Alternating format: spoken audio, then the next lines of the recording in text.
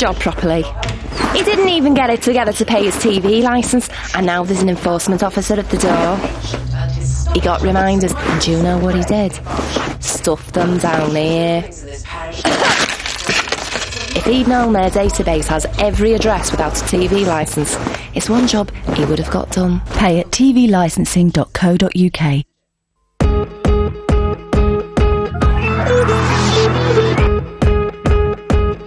In the ultimate test of general knowledge and nerve, 10 of the final 14 contestants face the People's Quiz tonight at 6:15. But right now on BBC One, the ultimate test of horse and jockey.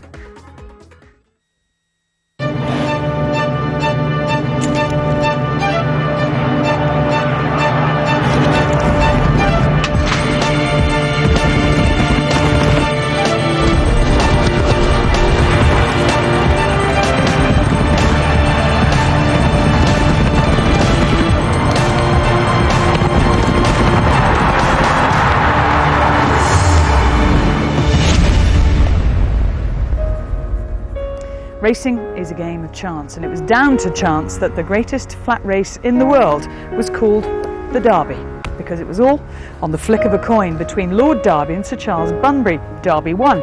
The race was first run in 1780, and Sir Charles Bunbury actually won it with a horse called Diomed. Since that date, late in the 18th century, the whole gamut of society has come here to Epsom Downs to enjoy one of the great sporting spectacles anywhere in the world. And when I say the whole gamut, I mean it, from kings and queens to pearly kings and queens, with everything in between, with one question on all their lips: which horse will win the Derby? The Derby winner must at first relax, climb, obtain a position, and finally he must run downhill, remain balanced, improve his position, then comes Tatnam corner and the long straight on the run home. In every race there are those who fail, who can't handle the downhill sweep of Tatnam corner, who can't cope with the unforgiving camber up the straight, who don't have the pace to stay with the field or the stamina to last home. For every 50 or so of them, there will be one who stands out. There are the greats, the devastating Derby winners. He's on his own, Shaga! Here is here! He's climbed this mountain! He has eased up! Shaga wins the Derby! Nijinsky coming and taking up from here and racing up towards the line. It's a whisper, Leicester Bigger. Nijinsky's gone clear. Nijinsky's the winner. Leicester was only 18 when he walked into this winner's enclosure for the first time. He went on to win the Derby 9 times in total, which is a record. Sir Gordon Richards, by contrast, had to wait until he was 49 years old and his 28th attempt before he finally got lucky. In the modern era, one jockey stands out head and shoulders above the rest in terms of profile. He is the most famous man riding anywhere in the world, and guess what? He's been champion jockey, he's won every other classic, he's won huge races in America, in Australia, in Dubai, he's ridden 7 winners in a day at Ascot, but he has never won the Derby. So could this finally be Frankie's year?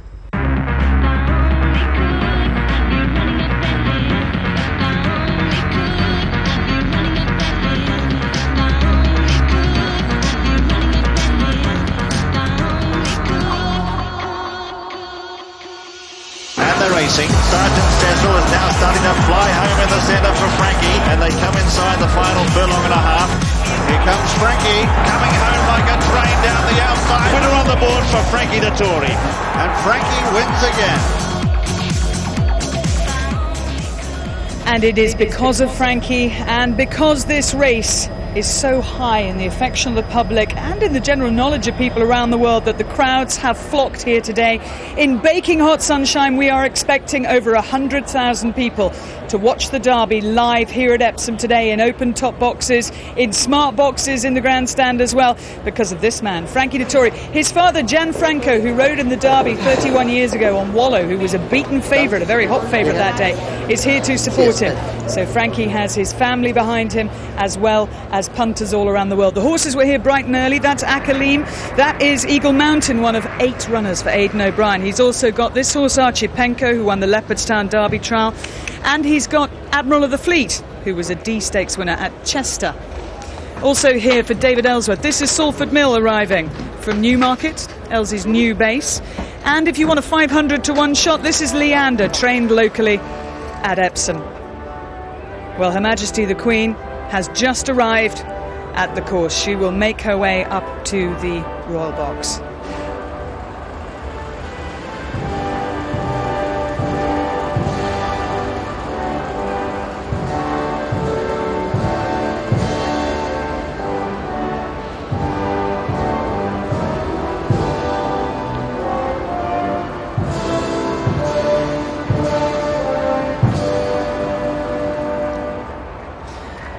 The national anthem welcomes Her Majesty the Queen to Epsom Racecourse. It takes an awful lot to stop her being here on Derby Day. And of course the Queen herself as an owner has won all of the other classics. She's won the 1,000 guineas with Highclere, the 2,000 guineas with Pall Mall, the Oaks with Carrozza in 1957 and with Dunfermline with Willie Carson on board in 1977.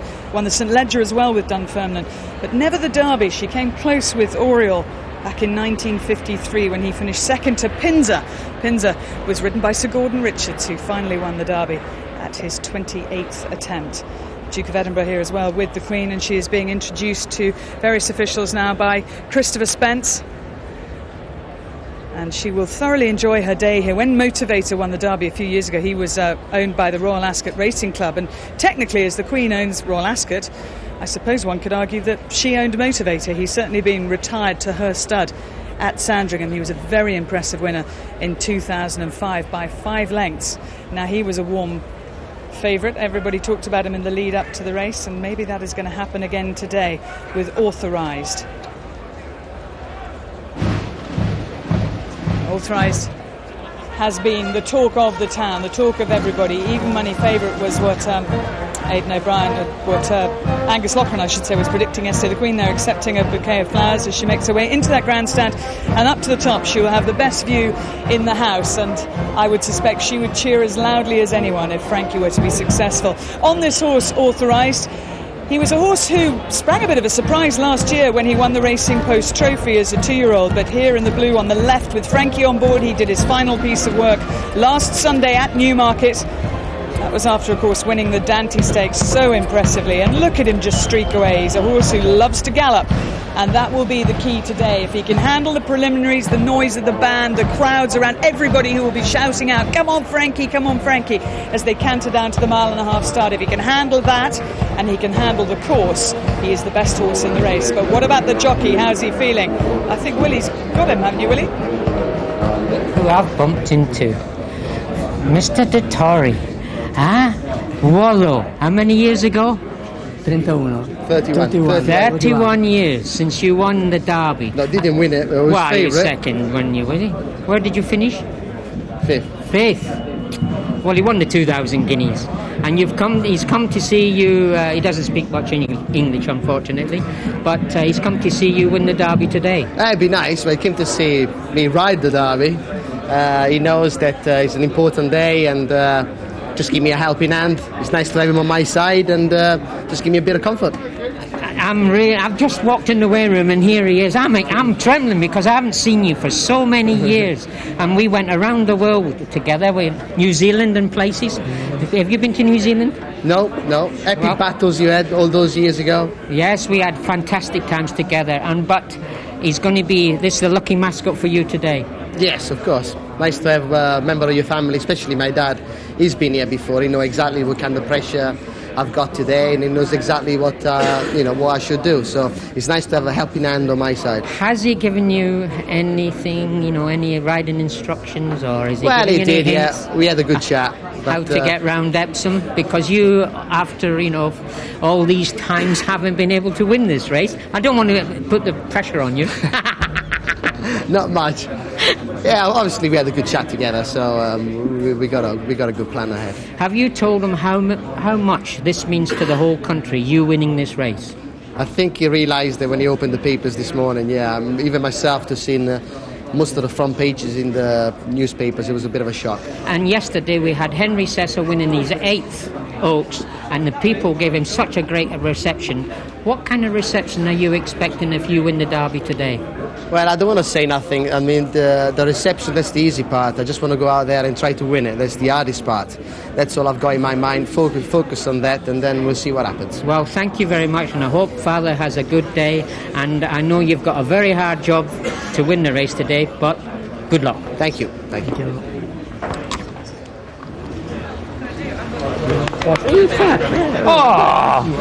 Well, that was Gianfranco Dettori, and what a jockey he was in his time. No wonder he's passed on those genes to Frankie, because he was a great rider going back to the late 60s and early 70s. But the news from the Derby is that Eastern Anthem, the Godolphin runner, is now a non-runner, taken out because of the ground. It's good to soft officially, although I think it is drying out by the minute. It's a blazing hot sun out there, and the moisture coming out of the surface here at Epsom. But the Derby field reduced now to 17. Let's have a look at the runners and the riders. Number 1 is Acapulco, one of 8 in the race, trained by Aidan O'Brien. This was said to be the key Ballydoyle chance before he was beaten at Newmarket last time. Fran Berry in the saddle. Number 2 is Admiral of the Fleet, another Aidan O'Brien Ballydoyle runner, winner of Chester's D Stakes, and Seamus Heffernan takes the mount. Number 3 is Anton Chekhov, another Ballydoyle O'Brien runner, winner of the Prix Ocar at Longchamp earlier this season, and a key trial that was too. Number 4 is Akalim, carrying the colours of Hamdan Al Maktoum, who's won this race a couple of times before. Marcus Tregoning, last year's winning trainer, prepares this one, and winner of the Lingfield Derby trial. Arabian Gulf is out. Archipenko, well, some say this is the key one of the lot for Ballydoyle. Mick Cannan in the saddle, and winner of the Derrinstown Stud Derby trial. 7 is Authorized, Frankie Dettori's ride. Well, can he do it? It won the most impressive of the trials. That was the Dante Stakes at York, and Frankie's best chance so far. Number 8 is Eagle Mountain, Ballydoyle and O'Brien once again. This was 5th in the 2,000 guineas and carries the colours of Derek Smith. 10 is King Mambo, who was 2nd to Light Shift at Newbury. That form's looking pretty good now. Light Shift coming out and winning yesterday's Oaks. 11, Leander, rank outsider, trained by the New Zealander Brett Johnson and ridden by Mark Gallagher from Singapore. 12 is Locarno, and the dogs are barking this one. There's always one that comes out of the pack very late, and there's been a lot of interest, a lot of money for this one, trained by John Gosden and owned by Mr. George Strawbridge. 13 is Marla, carrying the pink colours of the Ballydoyle operation, and a well-bred type who's been tipped up by Pricewise in the Racing Post. Number 14 is Patara Bay. This one was very impressive when defeating Salford Mill in the Field and Stakes at Newmarket. A pretty handy type. 15 is Regime, ridden by Martin Dwyer, last year's successful jockey and winner of the Sandown Park Classic Trial. 16 is Salford Mill, trained by David Ellsworth, his 12th runner in the race. He's still searching to win this big one on the flat. Ted Durkin, who won the Oaks yesterday, takes the ride. 17 is Soldier of Fortune, who won the Chester Vase narrowly, but won it well. Wayne Lorden having a first ride in the Derby. 18 is Strategic Prince, ridden by Eddie Ahern. Well, there's been ifs and buts about this one on the ground. I wonder what this connections will do. 19 is Yellowstone, who completes the octet for the O'Brien's syndicate, and Colin O'Donoghue takes the ride. Well, there's something very special about Vodafone Derby Day, but even more so when we have a hot favourite. Now, this Authorized. Ladbrokes last night went even money, and it's amazing the reaction it's had around the country. Victor Chandler led an even 50,000. Betfred in a shop in Bournemouth, a cash customer, has a £25,000. But the biggest bet I've heard about so far, it's £500,000 at even money on Authorized. The punters around the country have latched onto Frankie Dettori, and he is now the odds-on favourite to win the Derby. There is still evens around, so if you can find evens, my advice to you would be to take it, because at the moment 10 to 11 I think is more likely to be the price we open up. Aquilium second favourite at 10 to 1. Archipenko's been well backed at 10 to 1, and Eagle Mountain, Stan James laid that one this morning at 14s. That's the best price, that one at 12s. Locarno, that's been well supported. If you fancy that, 18 to 1, that's the biggest price that at the moment, and that is also likely to be shorter. Soldier of Fortune is 18 to 1. Admiral of the Fleet 20-1, and down the bottom there, Marla. That's been one of the bigger price horses that has been supported this morning. Price-wise in the Racing Post went a big price. They went 50, and it's now into 25-1. And these are the outsiders, the each-way bets in the race. If you fancy being on each way, Boyle Sports in Ireland are a half if you finish second, and a third if you finish third. That is a tremendous offer if you're on each way. Now, of course, being odds on, Authorized has just gone 10-11. That £500,000 bet has been instrumental. What are the record of odds on favourites? Well, Saraiva, what a famous win that was for Lester Piggott in 1968, the day Manchester United won the European Cup. 4-5 that one. Shergar, the runaway winner, won at 10-11. Those two were winners. But what about since then? El Gran Senor, who can forget it, at 8-11, being edged out by Secreto in a desperately close finish. And then the two disappointments in 1993, Tenby, 10th at 4-5, and 10 years ago, the Guineas winner, Entrepreneur, 4th at 4-6. 2007 Authorized, 10-11. Where will it finish? That's the question, that's the poser for so many punters up and down the country. The big players, they backed Authorized. They expect Frankie Dettori to win the Vodafone Derby at 4:20 this afternoon. That's when the race is off. Good afternoon, everyone. Standing with me here on the course in the glorious sunshine is jockey Richard Hills. He was second aboard Sindar in the year 2000, aboard Saki to Sindar. Richard, the official going out here is good to soft. You've walked the course. What are your thoughts? Well, with this weather, it's really dried up, and yesterday, by the last, it was only good to soft then. I'd imagine by Derby time, it'd be good ground. Yesterday, because of the soft ground, a lot of the jockeys swung into the straight and headed over to the far side in a few of the races. I'm doubting that's going to happen today. No, it won't happen today. Everybody will stay on this far rail. I mean, I've never seen a derby when we've come across, and it needs extreme conditions for us to do that. Now, Richard, everyone's going on about Frankie. 14 attempts, no wins in the derby, and it could be his year. You've gone 12 attempts. This is your 13th. It could be your year. You're riding Akalim for Marcus Tregoning, who won the race last year. I thought he was very impressive in his Lingfield Derby trial win. Yeah, he was a maiden going into that race, and and he won going away in the end. And he's a horse that stays. He's got a long stride, and he's a good horse. In terms of how he'll handle the track today, because we were just standing here a few minutes ago and we were talking about the difficulties of Epsom, how will he go there?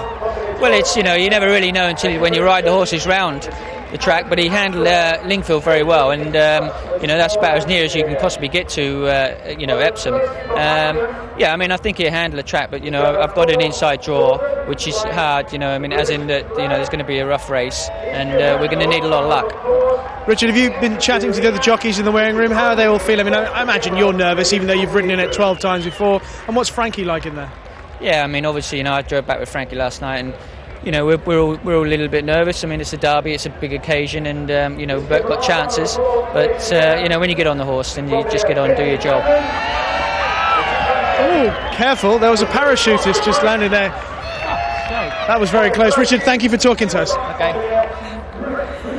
It is indeed the Royal Artillery Parachute Display Team. I think Richard Hill's got a bit of a shock there, didn't he, Willie? He was a yard away from Richard. Well, he's back to him. He's laughing now. Richard's bending over double laughing and hugging Rishi. But he's feeling quite relieved. I think he just didn't know it was coming. They're very, very accurate. They've got various markers down on the course for where they're going to land. It's the last one. It's pretty impressive. There's one landing just behind us. And that one actually managed to land on its feet and run. On the run, yes. Oh, I just feel so Richard Hill. I tell you what, it's hot today, isn't it? It's very hot. Can we take these hats off? I think we will, just for now. Sorry about that. My hair will probably look terrible underneath, but we might just take the hats off for a while. Just get a bit of air into our heads now. It's going to be over 25 degrees today. Right. In fact, we're going to talk about the atmosphere of Derby Day in a minute, but talking of the weather, we have got our own special BBC weather report from the BBC Weather Centre. Here's Daniel Corbett. Thanks, Clare. Well, it's definitely one of those days for the sunglasses and probably one of those wide brim hats for the ladies, certainly coming in handy. Big lump of wet weather to the west, but don't worry about that. Look at the southeast, looking fine through the day. particularly for Epsom. Fine looking day for the outside, as I say. The sunglasses will certainly be coming in handy and very pleasant as we go through the day. Might just be a few clouds that could bubble up here and there, but look at the temperature by the afternoon. 24, maybe a light easterly winds, but for the most part looking fine right through the course of the afternoon. Good luck with your horse. And even as we go through into the evening hours, just some of that patchy cloud, but looking fine. One thing you probably want to do, though, no horse tips from me, but one tip, put the sun lotion on. The sun's probably going to be quite strong today. That's the weather for now. Now back to Clare. Thank you, Daniel. Well, I'm hoping that there just might be a little bit of a breeze because it is very hot at the moment. I think the horses are going to be sweating up and the human beings as well. Willie, you've ridden in countless derbies. Those parachutists, part of what makes this day different to anything else? Yes, exactly. From the night before, when you go to bed, you start dreaming about winning the derby. You know, everybody does it. Every jockey who rides in a race, they dream about how it should go and how you hope it goes. And then you get up in the morning, and of course you feel bright, and you know it's one of those mornings where you got a spring in your step. And when you turn up at the track in the traffic, you seem to walk into the racecourse on springs because it's different. And everybody's talking to you, saying you're going to win the derby. You do interviews. Everybody wants to talk to you. Yeah, all the press people are wishing you luck. You know, it's a different day completely, and you're on a high. Every jockey is on a high. I hope they just enjoy it. But I used to think, I used to stand outside the weighing room, absolutely, you know, feeling on top of the world and high. And I do remember really enjoying Derby Day. Now, you talked to Frankie. How did he sleep last night? When did he get up? Well, he watched the football, and I believe he might have had a drink to help him, anaesthetize himself a little bit. And he said he slept well. That's what he said. Obviously, I didn't ask him if he dreamt or anything, but obviously that would be the thing that he did do. And he seems in good form. He's quite happy. He knows that he's got a big job in front of him. I think it's the biggest job a jockey's been ever given, because 8 of one stable in the race, it means that he's going to get no help whatsoever from half the field. That is difficult. It's going to be very hard for him.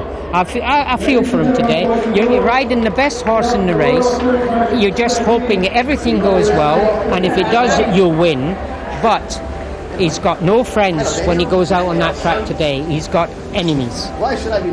And that's, I mean, are you saying then normally in a Group 1 race people would help each other out just a little bit? Not so much help one another out. The thing is, when you're in a normal race, when the stables have only got one runner, when that horse is beaten, you'll get help. You'll get an inch. You've gone, let me out. And that would happen. But when you've got a stable and everybody's sort of ganging up, I'm not saying there's no rules going to be broken, but if he says let me out, I'm sure they're going to say no, stay where you are. Well, the good news is that he's fit. He's physically fit, he's mentally fit, he's calm, he's ready to do the job, he's looking forward. I think he looks incredibly relaxed. His mouth will be a bit dry, the butterflies will be going in his stomach, but that is Frankie Dettori as he prepares. That's Richard Hughes, he's a tall lad. Yeah, sadly Hughesy hasn't got a ride in the Derby now because Arabian Gulf was pulled out yesterday. We heard today that Eastern Anthem is out, so Kerry McAvoy hasn't got a ride either. But I wonder what people turning up here in Epsom today are thinking. Who's going to win the Derby? Dettori all the way. I mean, he's the fans' favourite. He's the favourite for today. I think everyone here today would like to see him win. I think the Derby will be won by Mailer. Kerry McAvoy, I'm related to him, so I'm backing Beaver Patrol. And you? Beaver Patrol as well. The mother-in-law thinks Frankie's going to win. She told me that. Authorized is the firm favourite, so maybe go with the flow like it. Frankie Dettori with that Authorized. My money's on Authorized. Yeah. Come on, Frankie! Well, a lot of talk about Frankie Dettori this afternoon, but Ray, what any jockey needs is the horse to do it, don't they? It doesn't matter how good the jockey is or whatever. If the horse isn't acting around the track, if he doesn't stay, doesn't go on the ground, if he's not good enough, there is nothing on earth any jockey can do. No. What people forget is the horse has got to do the running, not the jockey.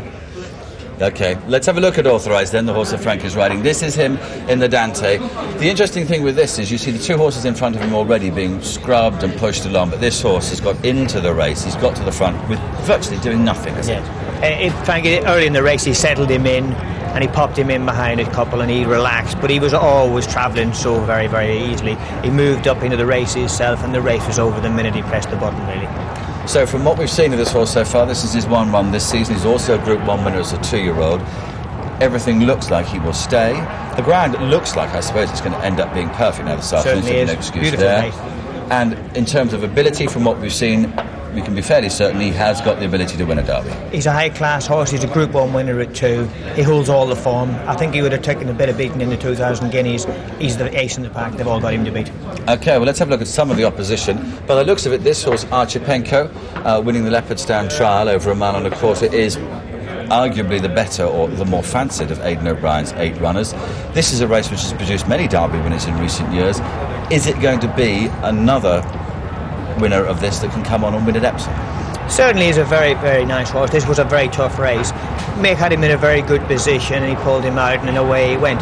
The other horse here stays on well, but this horse just produced a little bit of turn of foot at the right time, and I think he's going to be the one that's going to be chasing Frankie up. But there is a little bit of a doubt about him just getting a trip. I think Mick will be riding a waiting race. OK, and do you sense from the fact that Aidan O'Brien has got 8 runners in the race that perhaps the feeling there is they've got no Greek superstar and they're just trying to see if one of them can win a Derby for them? I don't think any of them are superstars, but we're early. The race not till 4:20. We can soon see. But I think that there will, if he's putting horses in for to make it a true test, it's going to be solid gallop all the way. Some of them will be held up, and some of them will be on the front end, making it a good pace. We're going to see a great race. OK, well, those are 2 of the major contenders. Those and 15 more line up in just over 3 hours' time. That's Ray Cochrane, who won the Derby himself on KRZ, and Ian Bartlett. They're our expert analysts for the day. They'll tell you all the sort of stats that you need to know and give you the clearest lead-in, let's hope, in the way to the race, because it's pretty hard to predict what's going to happen in any sporting event, let alone a horse race. But what isn't hard to predict is that people turning up here on the day are going to have a fantastic time. And out in the middle there, on the hill, is Matt Baker. Yes, hiya Claire. I tell you what, I cannot believe how many people are here. Just take a look over my shoulder. Look, the crowd is stretching right into the distance there, and what a spot I have bagged. Just look at the view I've got of the course, look. On top of this open top bus, it's fabulous. Let's have a little chat to some of the people that are here. Now then, tell me, where has this bus come from? The depot. It's come from Banstead, in Banstead. OK, and do you all know each other, or? Yes, we do. We all know each other, yes. Lovely, and of course... We've been three or 4 years in the same row. Right. So we do know each other, yes. And you've got plenty of champagne on the go as well? Yes, we have, yes. Super, well, let's make our way down here and find out who everybody's backed here for the Derby. Frankie for the Derby, gotta be. Absolute certainty. OK, and how about you, my dear? Have you backed it, Frankie, or...? I certainly have, yes, and I came here with Carriages Vehicle Agency. Oh, good, well done, nice plug. Let's keep going. How have you come here for the Derby, for the horses and all that? We've come for the champagne and the atmosphere. Have you really? Lovely. Well, on that bombshell, you got a bottle of champagne here. Goodness me! How many bottles is that you've opened now, sir? It's a good dozen at least. It's a good dozen? Yeah, and that's just for me. I don't know about the rest of them. Well, good luck by the time we get to all 4:20. Claire? Cheers. God, that is the best place to be, Matt. I have some friends who used to come every year on an open top bus, and they said it was just magical. You get a great view, you're slightly protected from everybody, you got your own space, but you're also out there having fun. And when I was a kid, I used to come here in shorts and a t-shirt and be down at the Stars. Did you? Yeah, absolutely. I thought it was a wonderful way to see the race. I don't remember you being there, mind you. I had my mind on other things, obviously. You wouldn't have talked to me then, Willie? Wouldn't I? No. Well, I would have done, because I used to ride out at your place. So. That's right. And your wife used to look after me and Andrew when we were little. Yeah, she was your nanny for a while. Indeed, enough of our family history. This time in 3 hours we will know the result, we will know what's happened. The Vodafone Derby is due off at 4:20, and here's what we've got coming up between now and then.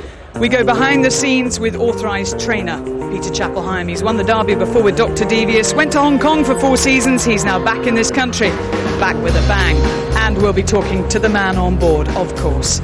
He is the face of the day, Frankie Dettori. Will that smile be that big after the race? Marcus Tregoning knows exactly what the feeling is like. He won it last year with Sir Percy in a photo finish, having thought he was beaten. He has a chance with this horse this year, Akalim, winner of the Lingfield Derby Trial. He'll be ridden by Richard Hills, the man who's gone close but is yet to win the big race. David Ellsworth could become the only man other than Vincent O'Brien to train a Grand National winner, a Gold Cup winner and a Derby winner. We'll talk to him about Salford Mill. And we'll get the latest from Paul Cole on Strategic Prince. They've been umming and ahhing over whether to run. We went to see his final piece of work at Watcombe. And there is the valet, I think that's Dave Curry, putting on the lucky charm on the back of Frankie Dettori's skull cap. He always has this little tiny coin, the St Christopher, is it? Yeah, St Christopher, to keep him safe on his journey.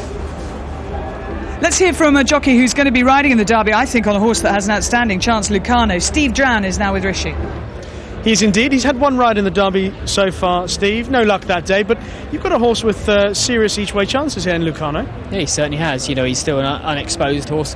OK, he's still got a bit to prove yet, but, you know, like I say, he's open to improvement. He's rated 113. He's only rated officially £3 behind the odds-on favourite, so you never know. But no, he's certainly got, you know, I'd say there's a few bit more experience, but him and Aquiline, I suppose, are the two most unexposed horses. I think one of the most exciting things about the Derby is that there are plenty of horses who are so unexposed, their potential still to be revealed.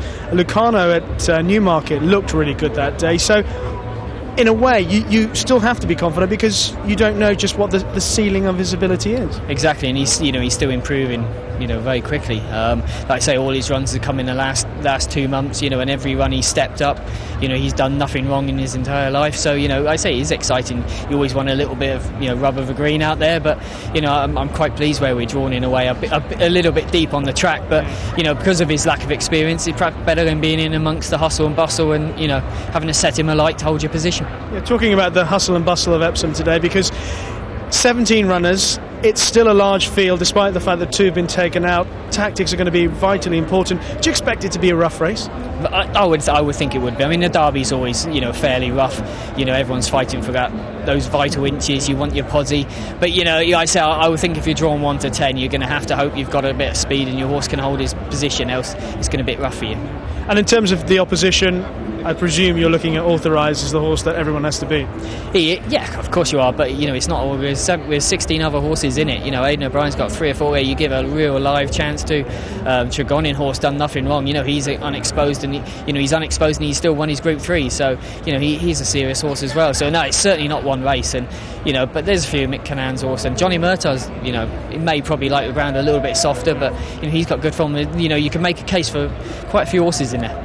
Steve, thank you for talking to us. Good luck with Lucano and the Derby. Thank you. That's Steve Dran, who rides Lucano for owner George Strawbridge and trainer John Gosden. Now, if you'd like to send us an email or a text today, then this is how you do it. You can email us via the website or text us on 81111. And Peter White says here, you're helping them read it, are you? No, I was reading the screen. Reading it yourself. Peter White says here, one of my favourite Derby winning combinations was Nashwan and the evergreen Willie Carson. Does Willie fancy Sheikh Hamdam's Derby runner Akalim? Steve Dran just mentioned him there. Of course, he's a horse that's done nothing wrong, as Steve was just saying, and he ran at Lingfield, won the Lingfield Derby trial, stayed on well. He's I would put him as definitely an each way chance. He's obviously, and of course if the favourite doesn't turn up today, you never know, he might win.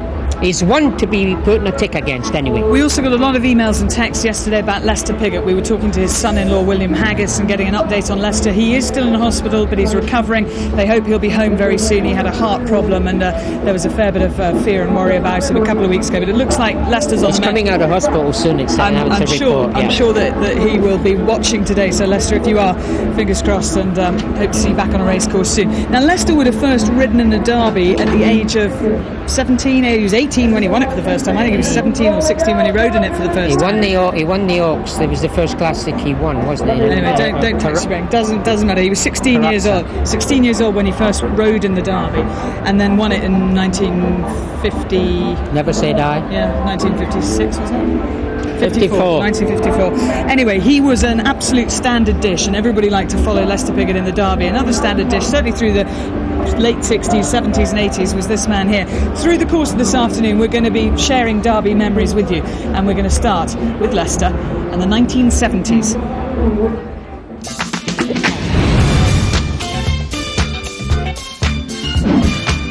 The 1970s provided a golden decade at Epsom Downs, starting with the legendary Nijinsky in 1970. Well, Nijinsky is a real racing machine. He's a horse that everybody dreams about. Nijinsky is the best horse I've ever ridden. They're racing up towards the furlong marker, and here comes Lester Piggott on Nijinsky. It's Shear on the far side, Lester Piggott on the near side of Nijinsky. Nijinsky coming to take it up from Shear and racing up towards the line. It's a miss for Lester Piggott. Nijinsky's gone clear. Nijinsky's the winner. The brilliant Nijinsky remains the last colt to capture the coveted Triple Crown. The 1971 winner was Mill Reef, the first horse to win the Derby, King George and Ark in the same year. It's Mill Reef and Linden Tree into the final furlong. Mill Reef the leader, Linden Tree second, Alice Balls finishing first, coming to the line, and Mill Reef the winner. Lester Piggott's 8th Derby win came in 1977 on the Vincent O'Brien trained The Minstrel. Well, the Derby, for us, is the greatest race in the world. For an Englishman, it's the one race that counts above everything else. It's Hotgrove from the Minstrel, Blushing Grub and Monseigneur. 100 yards to run in the Derby. The Minstrel coming to challenge Hotgrove. And it's Lester Piggott and Willie Carson. The Minstrel on the near side, Hotgrove on the far side. And the Minstrel wins it from Hotgrove. Willie Carson's win on Troy in 1979 was the first of his 4 Derby victories and undoubtedly the best. Willie Carson storms to the front on Troy now. And Willie's striding away now to win the Derby. Troy's going to win the Derby easily. Dickens Hill will be second as they come to the line. Troy has won the 200th Derby.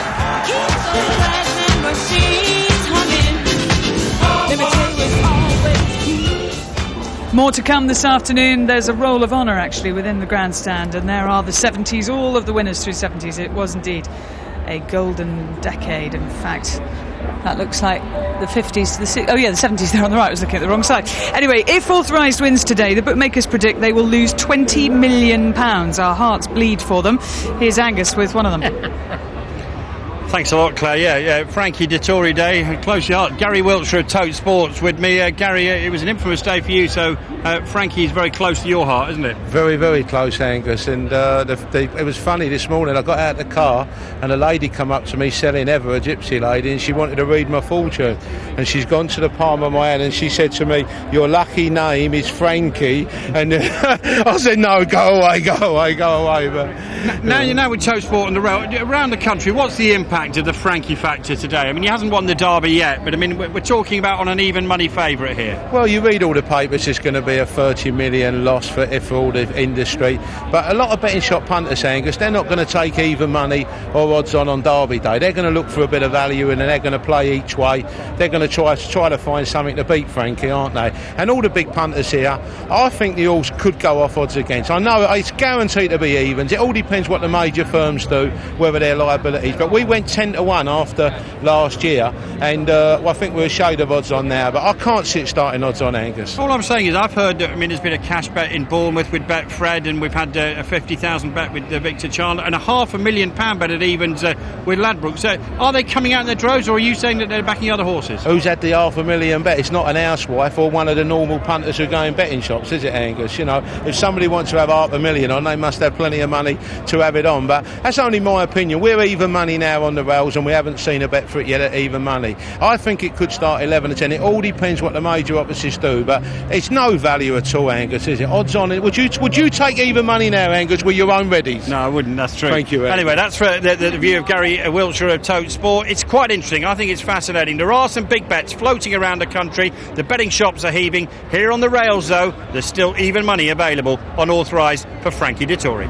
I think even money's a fantastic price, and you may be sitting at home thinking, well, you know, that's too short, but the main thing is you want to back the winner. You want to be able to say, I backed Authorized when he won the Derby, and if you put on 5 and you get 10 back, I think that's happy. Yeah. Better than the bank will give you anyway. Now, Strategic Prince is still, we're waiting to find out whether he's going to run in the Vodafone Derby or not. Paul Cole has a runner in the first race, and we have got 4 live races before we get to the Derby, and after the first race we expect them to make a decision. But hopefully Paul Cole will be saddling up this horse, Strategic Prince, who was one of the leading 2-year-olds of the season last year, finished 8th in the Guineas on his only start so far this season, and Ian Bartlett went to Watcombe recently to check on him.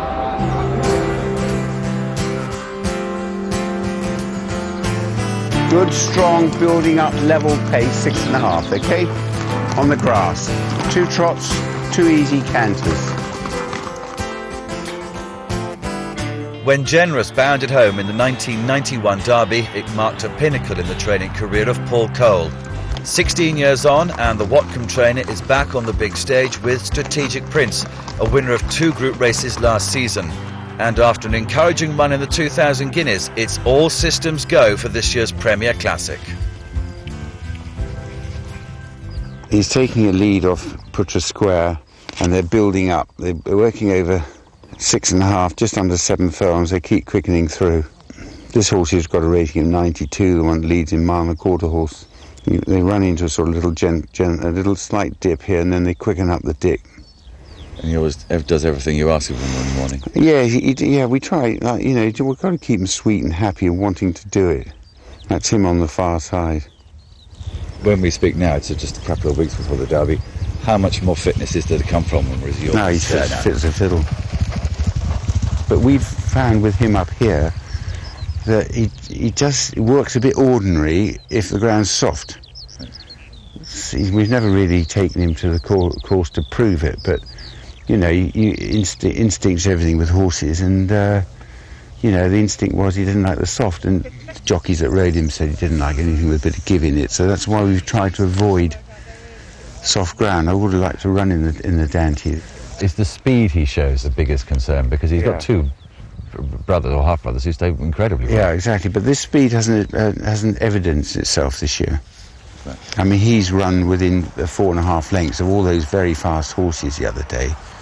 If he's a miler, it's still a good run, but if he's a 1.5 mile horse, it's a very good run.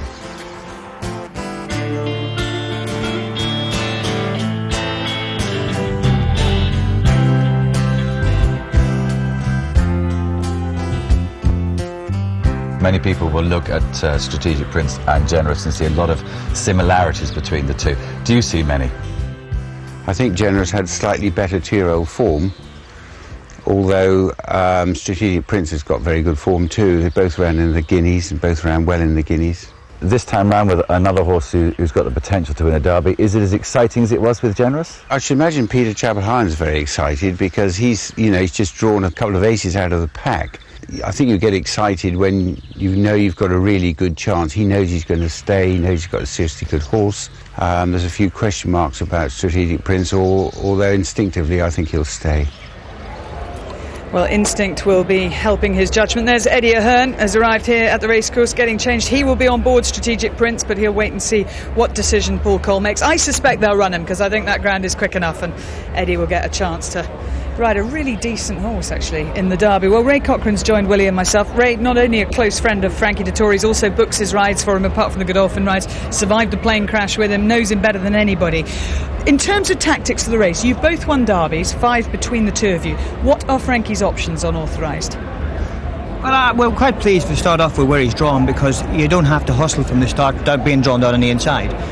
He can flow up from the outside, he can just slot in wherever he's happy. So he doesn't need to be hustled and bustled from down the inside. I think it's a good thing where he's drawn, because they're going to go a good gallop anyway. Now, Willie, you've been concerned, mainly because of the 8 Aidan O'Brien runners, but you think Frankie's got to be up there in the first 4 or 5? I would suggest, well, not suggest, but I would think that Frankie will have to jump and to get himself a good position so that he gets in and he doesn't get sort of surrounded by the O'Brien horses, as it were, because if he drops the horse out, gets in, there's no friends out there, and there's 17 enemies he's going to have against him, and I know he's going to be going well, but I think today that he should be up in the first sort of 6th, 5th or 6th. I mean, we've seen the Derby won from all positions, but actually, interesting, I'm not suggesting for 1 second he's going to make the running, I'm sure he's not. I think Kid Mambo will probably make the running, or one of Aidan's, but Steve Cawthon was the first man to make all in the Derby, wasn't he, on slip anchor,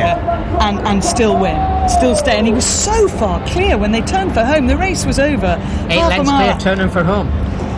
And you, Willie, you knew him well. Ray, you knew him well as well. Yes, but Slip Anchor was a staying horse, and he had to be ridden this way. And I think it was about the first time a horse had ever won the Derby by making all. And of course, Steve clucking ahead, the American thing, and he did it very, very well. He sort of kept the pace right, and his horse kept going right the way to the line, and the horses in behind had no chance of catching him. And I think he had most of them in trouble about the mile gate anyway, Willie. Yes. Although he was 8 lengths clear when he turned for home, he had most of the jocks in trouble. They knew that Goose was cooked top of the hill. And you were saying that what he felt afterwards was relief. Steve talked to me the day after we were travelling up in the car, and he said, I've never been so relieved that a race has been over, because the horse was favoured. He had to make the run, and he didn't want to get boxed, and he was hoping he wouldn't miss the start or be slowly away, because he had to strike and be in front. Long striding horse, and he wanted to use him and kill them early, sort of thing. And he said to me, he said, Ray, I've ridden all over the world, I've ridden some of the biggest winners in the world, but the relief of that race being over is fantastic. And just, I got weight off my shoulders. And it is harder when you come there on a favourite. I mean, sometimes we've seen horses surprise everybody. I think you were surprised by the turn of foot that Airhub found, and you rode completely the opposite race to what we've just seen. Yes, it was. He couldn't be hustled early. He couldn't go early, and I was lucky that day because I got up the inside. I just screamed at the jockeys. All the jockeys that were beaten let me go, and of course I didn't have to come off the rail, and then I just had to come out. So that's what you were saying earlier about jockeys can help you out if they're going backwards and you start shouting. Start shouting now, let me go, and they let you go. But I don't think that'll happen today somehow.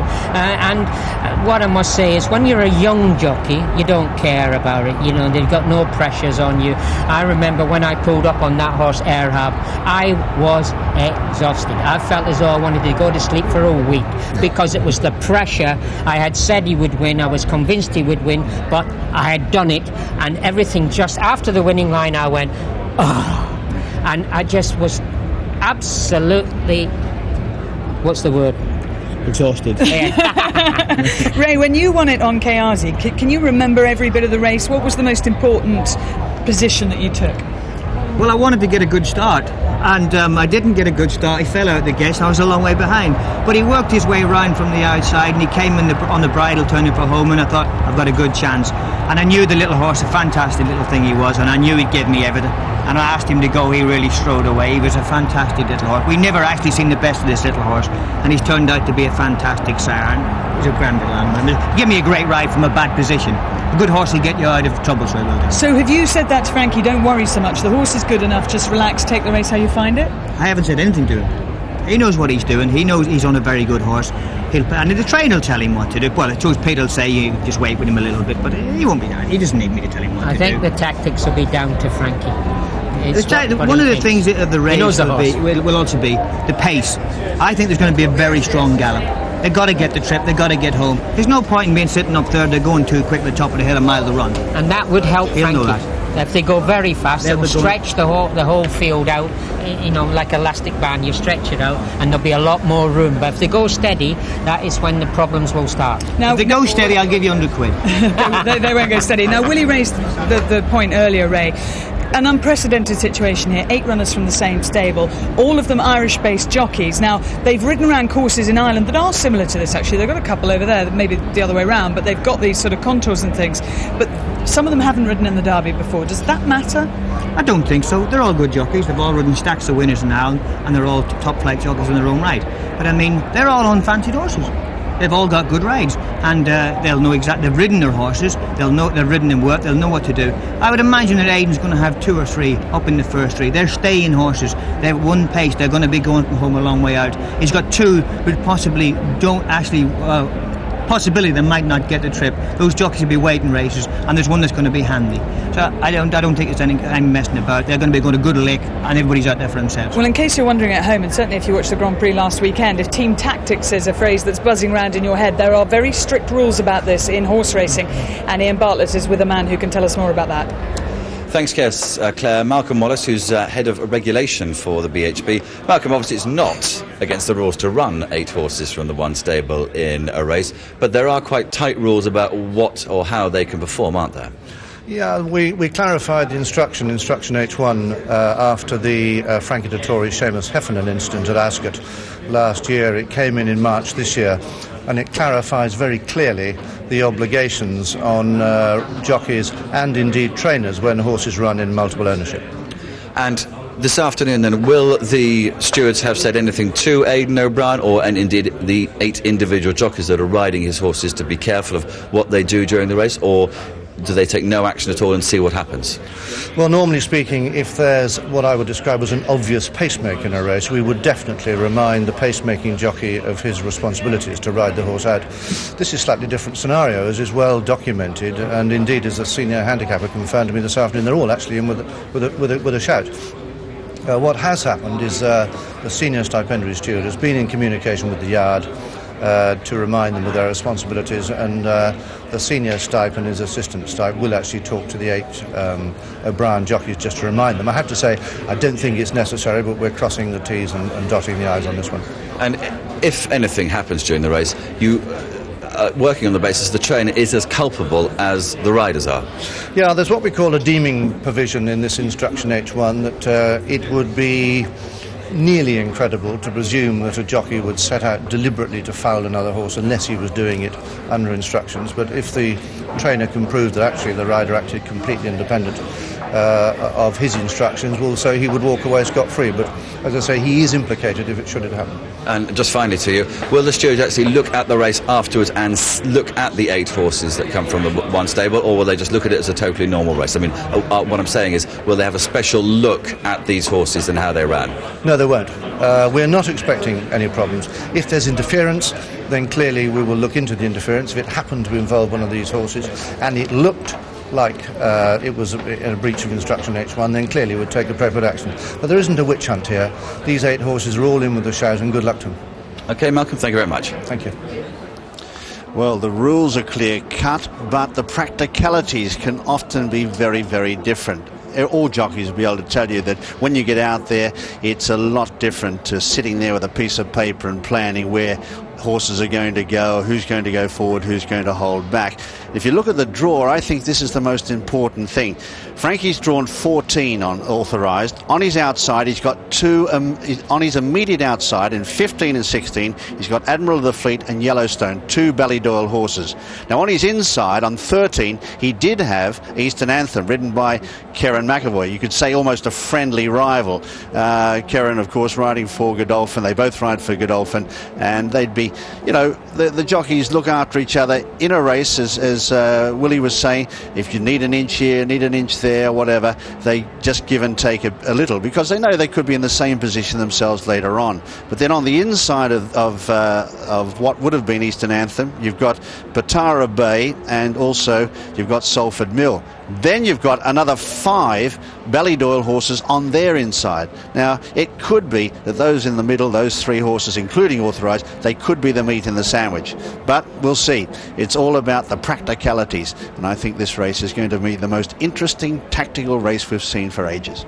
And that is the fascination of it. Not only have we got a really well-backed favourite with the most popular and most famous jockey in the world, we have got all of these other things to discuss and talk about and look at in the build-up to the race. Well, Jim was talking about the draw, and don't forget, when they jump out of the stalls, within half a furlong, the whole field goes across to the far rail and congregates tightly there, and then they open up and go back over to the left.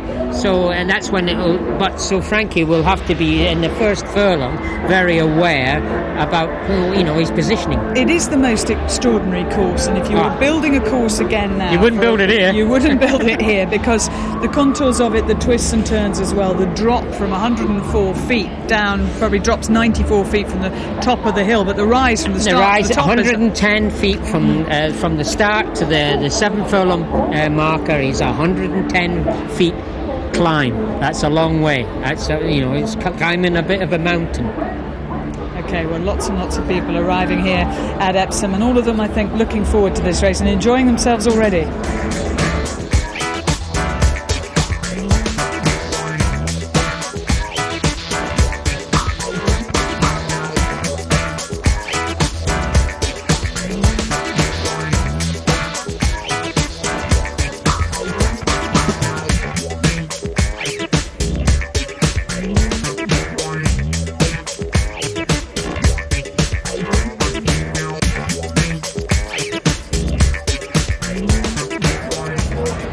Well, yes, I am down here amongst the crowds. I tell you, yesterday was Ladies' Day here at Epsom, and there were some beautiful hats, but there's 3 lads giving any lady a run for their money with their headwear today. Lads, I'll just nip into the middle in here. Now, you've come quite a long way, haven't you? We've come from Australia. All the way from Australia for Derby Day, surely not? Well, we live in London, but right. We are from Australia and came down for the races. So tell me, what's the story behind these bonnets then? Slip, slop, slap, mate. Slip on a shirt, slop on some sunscreen, and slap on a hat. There you have it, and have a drink at the same time. And so you're going to be backing then in the Derby? Who are you going for? Well, for Dettori, I hope Authorized wins, but I wouldn't mind is it Regine? Regine? Yeah, I wouldn't sure. mind them. Okay. Him getting a chance. So yeah, we'll see. Okay, well, let's just move across here. We'll have a quick word with Dave. He's been a bookie down here. He's been 25 years a bookie. Now, Dave, do you think it's all about Authorized? Can Frankie Dettori be beaten? Yeah, I think he can. I mean, we've got 16 going against him, and I think Aquilum could do us all a favour today, but Authorized does look good, but I think he can get beat today. And Dave, what a fantastic derby day, isn't it? Just unbelievable, the atmosphere down here. You must be loving it. This is great. This is one of the best derbies for years. I mean, they've got so many corporates here today. It's absolutely wonderful. And what a great way to earn a living. All these lovely girls walking about. Yeah. These people from Australia coming over, bringing their money with us. What more could you want? Brilliant. You can't beat it. The atmosphere down here, Clare, it's fantastic. I'm glad you're enjoying it, Matt. It's wonderful to come to the derby. For the first time, he's having a fantastic time. I wonder... He seems to be enjoying it over there. I think he is. When it comes to looking at the derby, a lot of experts will tell you that it is all in the breeding. You can predict whether a horse will stay this mile and a half on how it is bred. And 11 of the 17 runners that are going to line up for today's Vodafone Derby are by stallions that stand at Coolmore. Coolmore is... It's the Mecca. It is the Mecca for breeding. It's the most successful breeding operation in the world. And we thought we'd take a closer look. I'm in the magnificent surroundings of Tipperary in Ireland. It's in the beautiful, tranquil setting like this that the Derby dream begins. 25 yards to go! High Rise and City Honours in a photo! High Rise wins it! Sindar on the stand side is going to win the Derby! Sindar on the stand side for Armin in the Arca Cloud colours! Sindar by a length! But it's Galileo, a half furlong left to go, and Galileo is going to career away with the Derby. Galileo goes on to win it. 100 yards left to go in the Derby.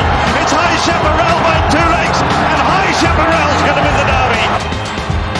There's only one winner, it's Motivator. He's going to scroll away with it. Motivator wins the Derby by 5 lengths. Well, that's how the dream has ended in recent years if your horse has been sired by a Coolmore stallion.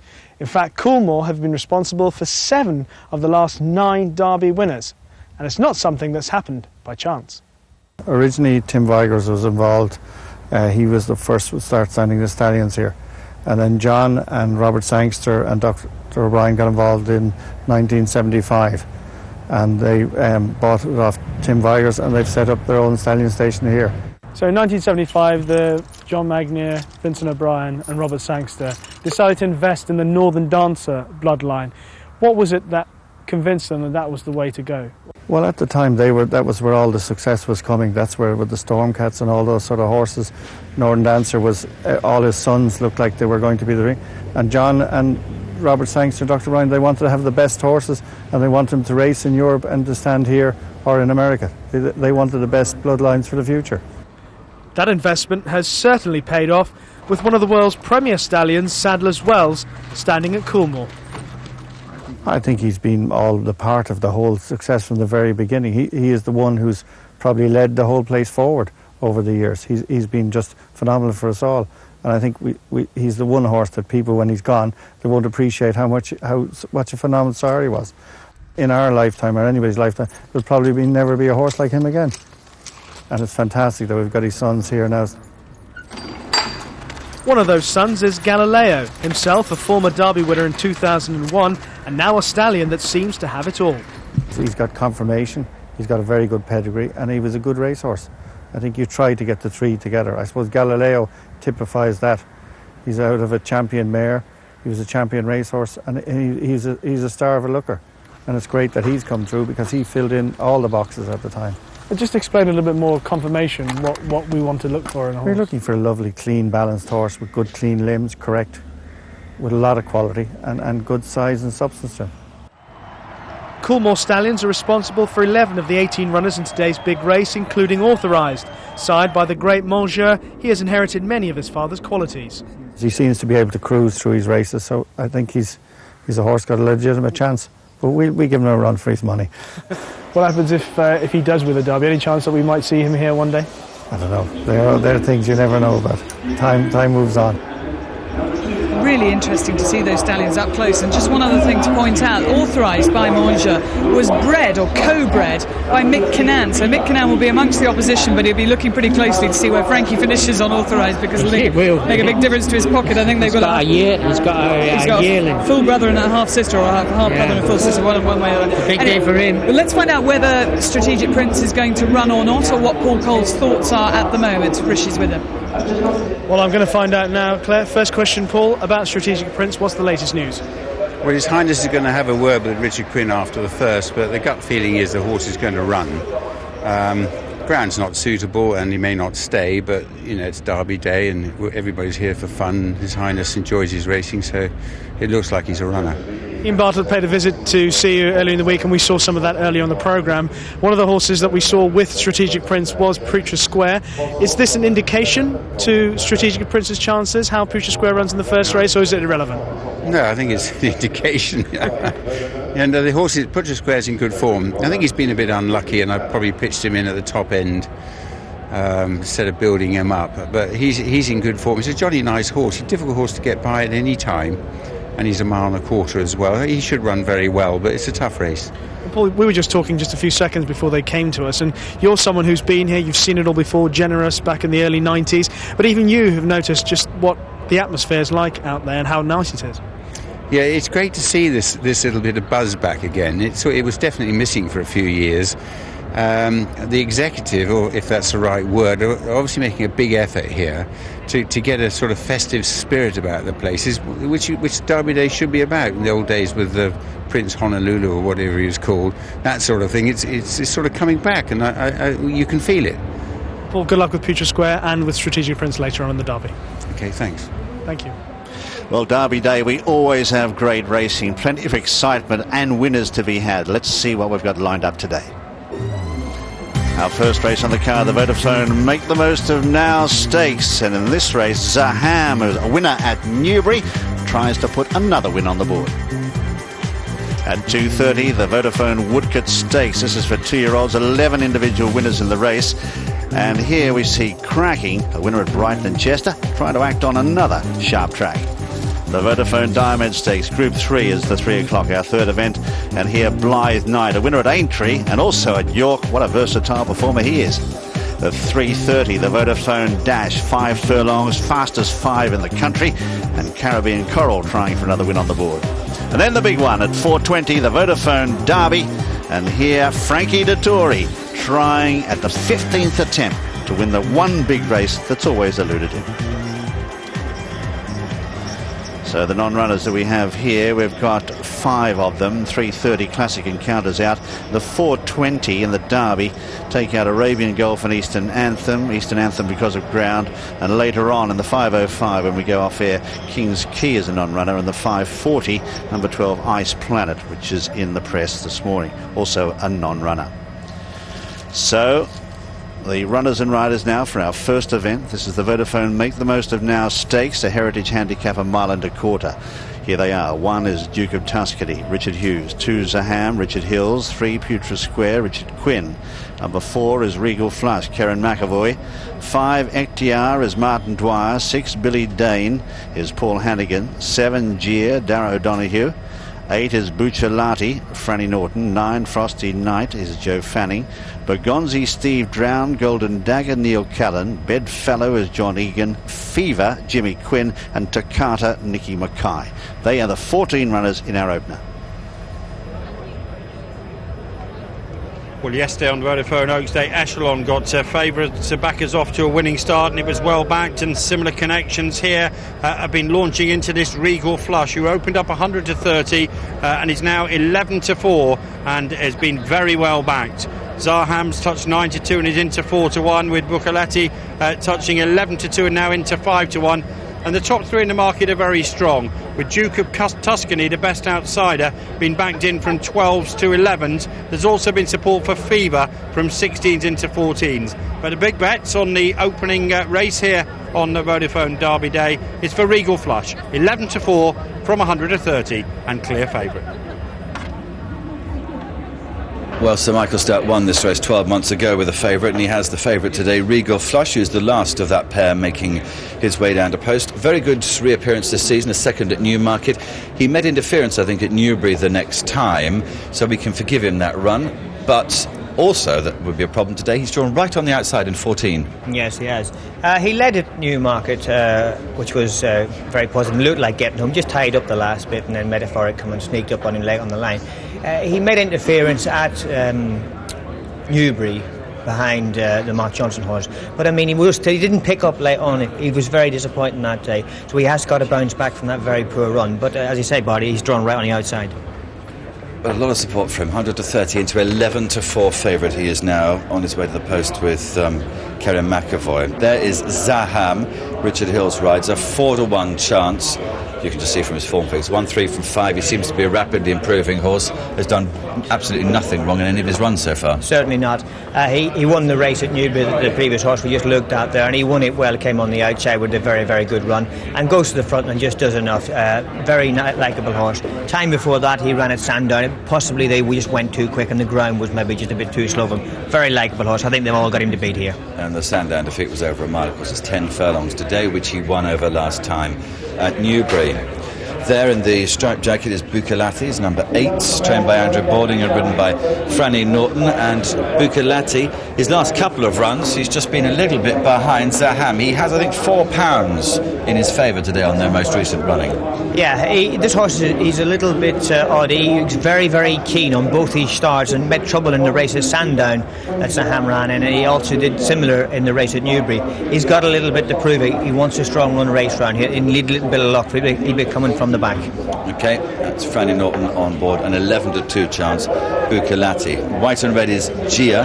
Darragh Donoghue rides. He's just about to go round behind the stalls, where he'll be coming from stall number 9. He's won one race, it was at Ripon. That was on faster ground, though. I mean, it must be getting faster all the time because the sunshine is so bright today, but it was on faster ground than he has today. It was, but his best form last time when he was second to Spice Route, that was a very smart run. He won't be too far away here. Nice improving young horse. Okay, he's about to go to store number 9. There's Bergonzi, Steve Drown in the green colours, riding for John Gosden. Winner last time over further than today's trip at Windsor. Yes, and stayed on well to win that day. The ground was just slightly on the easy side. I think he's been in great form, this little horse, and he looks fantastic in the paddock. But I think that he's just got a few pound to find with a few of the top ones here. Because this is a race, isn't it, with a number of interesting horses who are going to be improving all the time. Certainly are. The top 4 in this race are very nice horses. It's quite a lively market down here. Still no change really with Regal Flush, the 11-4 favourite. Zaham pretty solid at 4-1. That's been back. Bucalati out to 11-2. Gia easy to back. That one's a drifter to 7-1. Duke of Tuscany 10s from 12s. Well, I'll be rooting for Bucalati, trained by my brother Andrew. He's a horse that has to have it all fall his way there because he has to come late through the field, and he's been very unlucky a couple of times already this season. What do you think, Willie? Well, I thought Zaham, but after talking to you and reading all about your horse, Bucalati. Bucalati, okay. Doesn't matter how you pronounce it, as long as he wins. Yes, well, after you've convinced me that this is going to run a big race. I hope so. If anybody's out there, you could have a little bit quickly each way if you can get by the phone. Let's go to Jim. You'd have to be quick, though. The last couple are going forward. Zaham is one of them, and Regal Flush is the other. 11-4 Regal Flush, 7-2 Zaham, 11-2 Bucalati. They're set, ready at the mile and a quarter. First race Derby Day, set. Roar of the crowd in the background. That's it, and they're racing. Golden Dagger away pretty smartly, so too was Zaham on the outside and being ridden pretty hard at the early stages as Frosty Knight to be up there. Also Duke of Tuscany showing out on the inside. A real charge as they settle down, and it's Golden Dagger dropping in behind them. Duke of Tuscany going on here from Frosty Knight, and Zaham now crossing over, the striped cap in front. Further back in the field then is Takata, the outside, and then on the outside too in the green jacket is Bergonzi. Further back Billy Dane, followed then by Regal Flush, and then in the centre Ekhtiar in the black cap. Tucked away on the inside is Bedfellow. Well back is Bucciolati, giving them a big start. Regal Flush is also out the back as they charge along the top of the track now and racing towards the highest point, about to charge downhill. And Duke of Tuscany showing the way here from Hyam, and tucked away Fever on the inside of Takata. 2 lengths away then in third is about sixth, I should say, Frosty Knight. Golden Dagger on his inside, followed then by, on the outer, Bergonzi in the green jacket, trying to take closer order as well. They're followed by Bedfellow. Well back Regal Flush starting a run from Billy Dane. Then Ectiar out the back. Oh, Ectiar tripped there. He stumbled badly. On his outside there is Putra Square, starting to make some ground, and still last, or near last, is Bucciolati. On turning for home now, and it's Duke of Tuscany the leader. From on the outside, Hyam about to throw out the big challenge. Couple of lengths further back is Fever from Golden Dagger. They're followed by Bergonzi, a gap to Regal Flush with 6 or 7 lengths to make up, and well back is Bedfellow as they race up the home straight now, in the first on Derby Day, and Hyam has now gone into the lead from Duke of Tuscany. Fever down the outside, Golden Dagger running in behind now from Bergonzi. Bucciolati from another county, but a mile too late. Hyam in front, grabbed by Fever with 50 yards to go. He's laying in though. Hyam is fighting back. He's pulled this out of the fire. Hyam has got up to win it after being headed. Second is Fever, third Golden Dagger. Bucciolati again looked unlucky, came from a mile back. Followed then by Ectiar, then Regal Flush, further back then Bergonzi. Duke of Tuscany is next from Bedfellow, then Takata.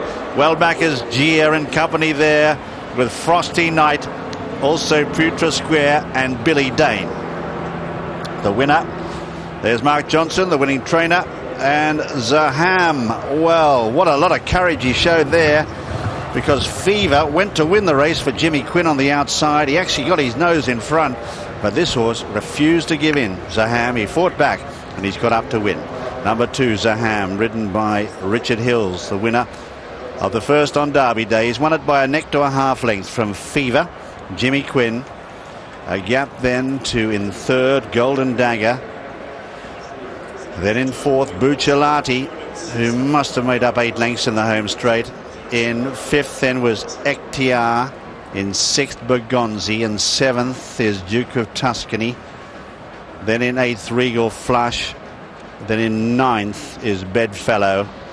And a gap then to the other, still another 5 to come. We can't wait that long. Let's check the 1, 2, 3, 4. First is number 2, Hyam, ridden by Richard Hills. Second is number 13, Fever, Jimmy Quinn. Third, number 11, Golden Dagger, Neil Callan.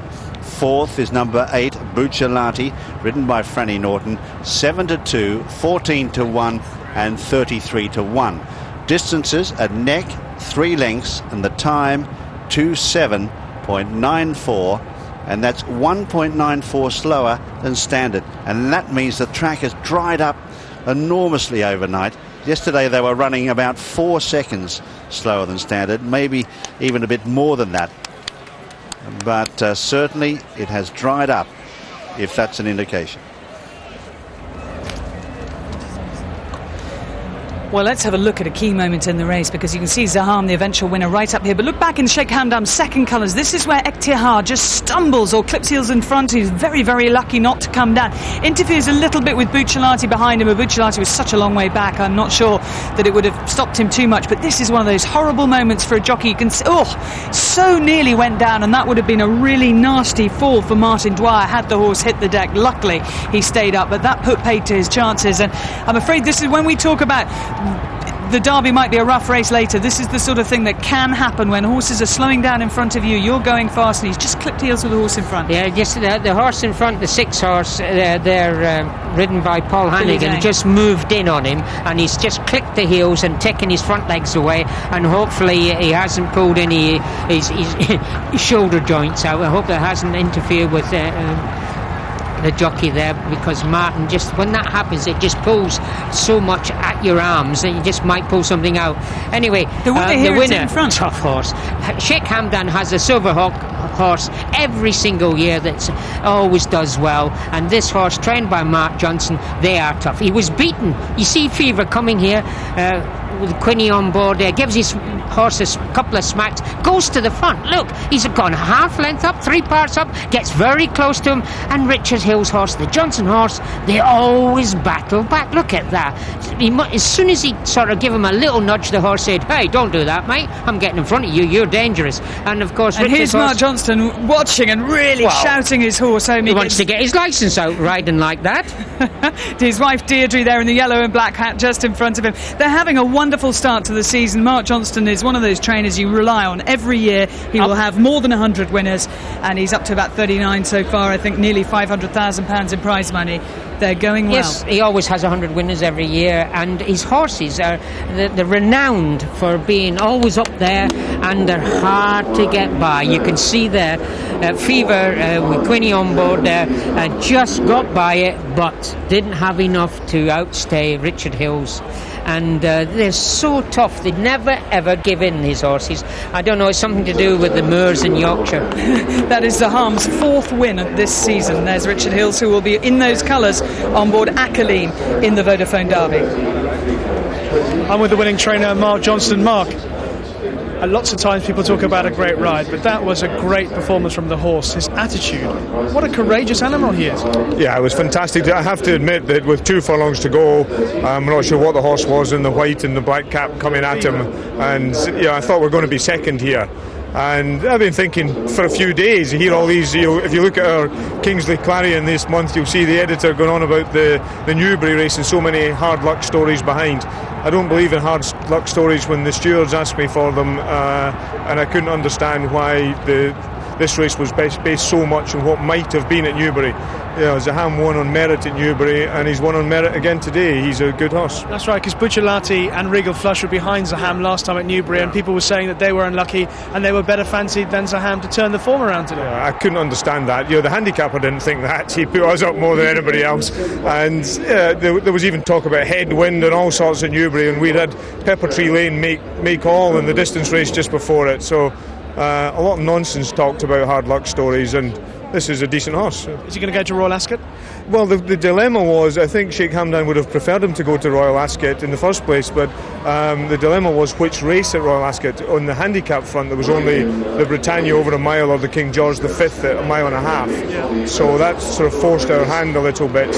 I'm sure Sheikh Hamdan will look at it now himself, and there's the option of those 2 races or even the Hampton Court over 1.25 miles. Mark, thank you very much. Just to tell you that Richard Hills has said that the ground is riding on the good side today after winning the first race. Yeah, certainly the times indicate, or the time there indicated that, Rishi, 1.94 seconds slower than Racing Post standard. Now, we were talking about Buccellati being a bit unlucky, but Ekhtiar actually finished 5th. And you saw the incident at Tattenham Corner and the way he was out the back there at the time, and he's made up enormous ground in the straight. So another Hamdan Al Maktoum runner to take out of the race. Fever, who was in second, when he went there he ducked in, and it was then that he lost his momentum. Hyam has stuck on very well, but it was Fever who just couldn't quite keep straight and keep that momentum up. Richard Hills then lands the opener on Hyam, 7-2 second favourite, well backed at the end there, behind a disappointing Regal Flush in the betting, but in front of it in the race. 7-2 second favourite. He of course rides Aqualiman, who's currently 10-1 second favourite for the Vodafone Derby, which is now just over 2 hours away at 4:20. Second number 13 Fever at 14-1, and third number 11 Golden Dagger at 33-1. He's blaming me now. He's blaming me for putting him away. You still told everybody you liked Hyam. I did. And they never had time to follow Buccellati anyway. We've heard all about these hard luck stories. I know. We never learned after years in racing. Mark Johnson was putting them in their perspective, wasn't he? Absolutely. We've got lots of texts and emails coming in, and Richard in Horsham says, please can you show what I believe was the greatest Derby winner ever, Seabird in 1965. It will be in our 1960s memories when we get to it. That's an opinion. Keep watching, Richard. This is from Paula in Timperley in Cheshire. Says, come on, Frankie, you can do it. No jockey deserves it more. Fingers crossed. A lot of support coming in for Frankie Dettori. And a couple more here. Oh, Kim says, where did Clare get that outfit? I have a wedding to go to, and the colour theme is red and white. It comes from Laura B. It's Laura's birthday today, actually, so happy birthday to her. I sort of fade, don't I? I blend into the hoardings. I know, but you do look stunning when you've got the hat on. I will put the hat on again later. And Stuart from Telford says, what a great result for Henry Cecil yesterday. Yeah, I never had a bet in the race, but was supporting Henry's horses all the way to the line. It's just brilliant for racing to see the master back to his best. Well, if you didn't manage to watch the Oaks yesterday, don't worry, because this is the story of an incredible day for racing. Hey, ladies and gentlemen, welcome to the Oaks. It's ladies' night, all the fun of the fair. 7 years after he saddled his last classic winner, Henry Cecil was back in the big time. He had 2 fillies lining up in the race. Passage of Time, who was the well-fancied favourite, and Light Shift, owned by Maria Narcos Guave, and the Narcos family bred her as well. This was Passage of Time, who Henry's been telling us has been suffering from a lump on her epiglottis, and that was Light Shift. Passage of Time here. No excuses given after the race, but Light Shift was well fancied. She'd won the Cheshire Oaks. She may have only been small in stature, but Henry was hoping and waiting. He was tense and nervous. Jim McGrath can tell us what happened. Here's Light Shift coming into it from measured tempo. They turn the corner now. They straighten up for home. 2.5 out now in the Vodafone Oaks, and on the far side, All My Lovin' being grabbed now by Light Shift. Light Shift takes it up. They've kicked away from 4 cents. Here's Peeping Fawn down the outside as well. They race up with 1.5 furlongs left to go in the Oaks, and on the far side, Light Shift for Henry Cecil, a length in front. Here's Peeping Fawn, though, starting to wear it down from All My Lovin'. Inside the final furlong, Light Shift is digging deep. She's a half length in front. Peeping Fawn's run may have come to an end. Holding on Light Shift, and Light Shift wins the Oaks for Henry Cecil. It's Light Shift the winner.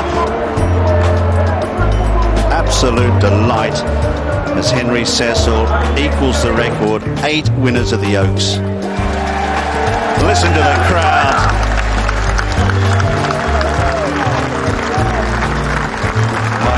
Coming over to congratulate him. This means so much. This is such a big, big day for him. My trainer, but he's a wizard. I can't say any more. I'm so happy for him. It's a fairy tale. Dream. The incredible comeback king, Henry Cecil.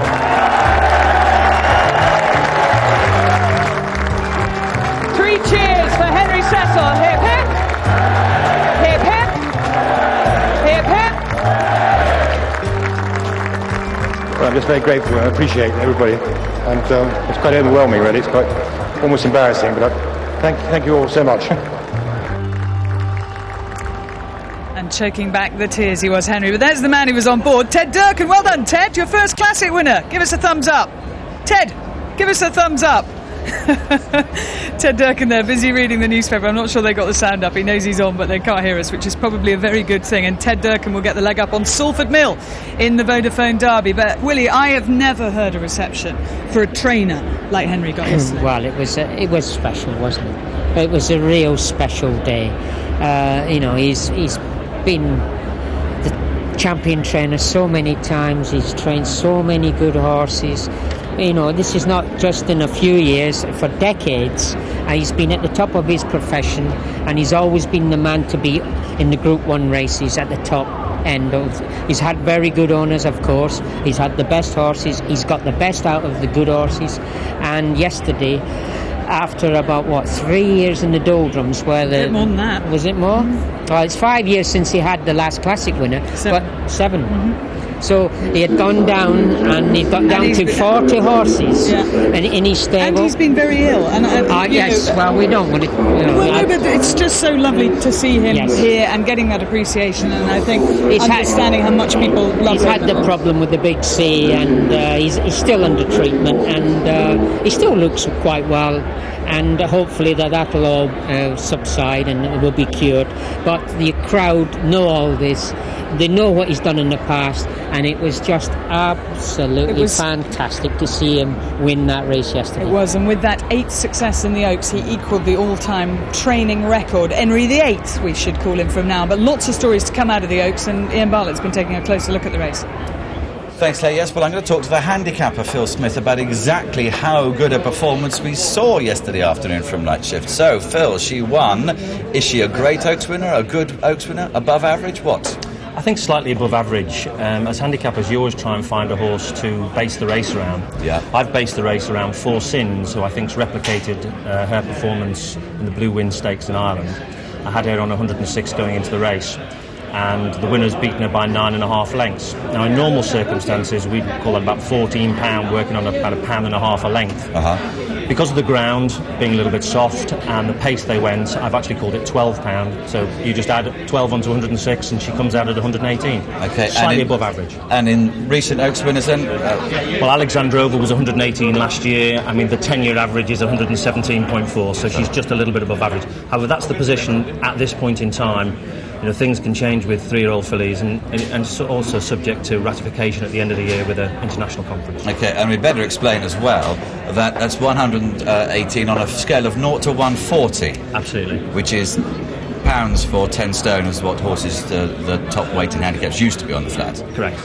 Okay, so it's 118 out of 140. And just in a bit of context, 140 horse, they're very rare, aren't they? Shergar's the last one. Okay, now, we saw the older horses yesterday afternoon as well. We'll have a look back at the closing stages for you of the Coronation Cup. Scorpion winning this, but I suppose the big headline, certainly for most of us, was Sir Percy and 60s Icon running below their best.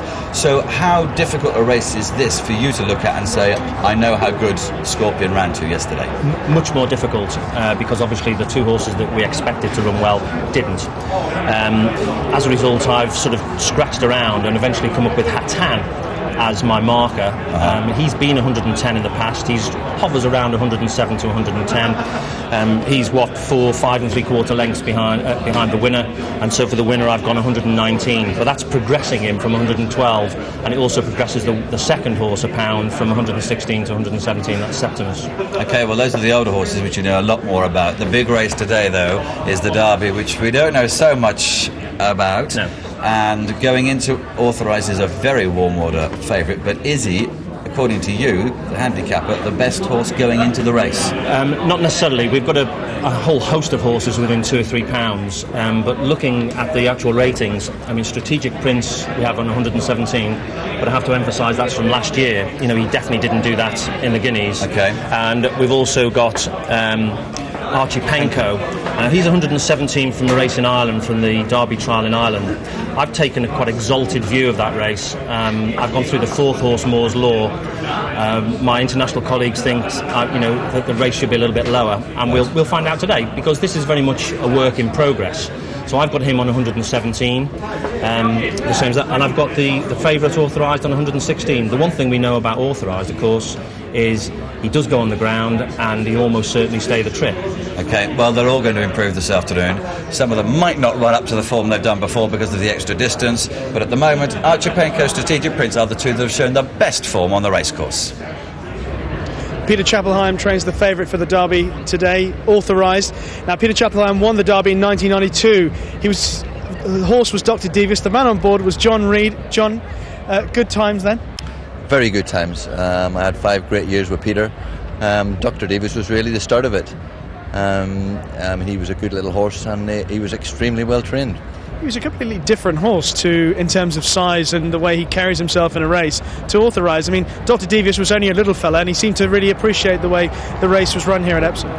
Yes, he wasn't a big horse, and he was very enthusiastic about his running. He was always wanting to do his best for you, and the biggest job I had here was getting him settled. I rode him previous to coming here on one piece of work.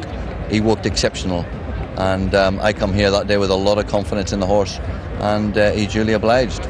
And finally, John, when Peter says he's got a good horse, as he did with Dr. Devious, and he's saying with Authorized, are we just to take note of that and just feel confident that this horse will win the Derby today? Listen, I've ridden for a lot of trainers and over the years, including Michael Stout and Vincent O'Brien, and I put Peter right at the very top. of the trainers. If there's anybody who can lift a horse and put it there on the top of its form for a big day, it's Peter. I have a lot of confidence in him. We have confidence in him as well. John, thank you for talking to us. Thanks, Rishi. Well, things are really hotting up here in the Lonsdale enclosure, but I've found myself some shade with Jane here, who was just telling me she's an actress. Now, are you having a good time here on top? Having a lovely time, thank you, Matt. Now, are you, by any chance, going for Anton Chekhov in the Derby? Absolutely not. No? I can't say that I am, Matt. No, I'm Okay, right, well, I'll leave you to it. Have a lovely day. I'll just nip out from underneath your parasol and try and get over the top of this picnic here. Now then, Andrew, you just had a bit of a lucky go in the last race, didn't you? I had 140 on number 2, Hyam. And just great feeling, great day. It's been a real pleasure to be here. Okay, So, and what are you fancying for the Derby? well, I've got a hot tip, but I don't know if I can say this on TV. Mount Pleasure in the next race, yes. In the next race, that is horse's name. So I'll put some money down on that. But I think it's dangerous winning on the first race because you get that little butterflies in your stomach, and then from there you're thinking, oh yeah, I could come out with some real money here. So Super, well, I'll nip away and just go past the lady who's in charge of the strawberries there. That looks very nice. Look at the lovely picnic. Don't worry, I won't step on your olives. Right, just nip away and have a word with Gemma. Now, Gemma, you've come with a huge crowd, haven't you? We have indeed. We've come from LA Fitness. LA Fitness, good. And are you having a nice time? You must. We're having a fantastic time. Thank you very much. Are you betting regime with the old fitness side of it? Or? We might be. We're going to put odds on it now, so yes, we will. Oh yeah, good. Well, I'll let you get away there, and I'll try and make my way across to the crowd. Join me a little bit later on. Well, down here in the betting ring, the most important thing apart from the favourite is Aidan O'Brien. He's got 8 runners in the race. Just tell you, they've just announced the official going, by the way, has changed to good. So the drying conditions clearly having an effect in the ground. The official going here is now good. Paddy Power is with me. Now, Paddy, Aidan O'Brien in Ireland, and you've come up with a special market, which will be the best of the 8. So where do you see that?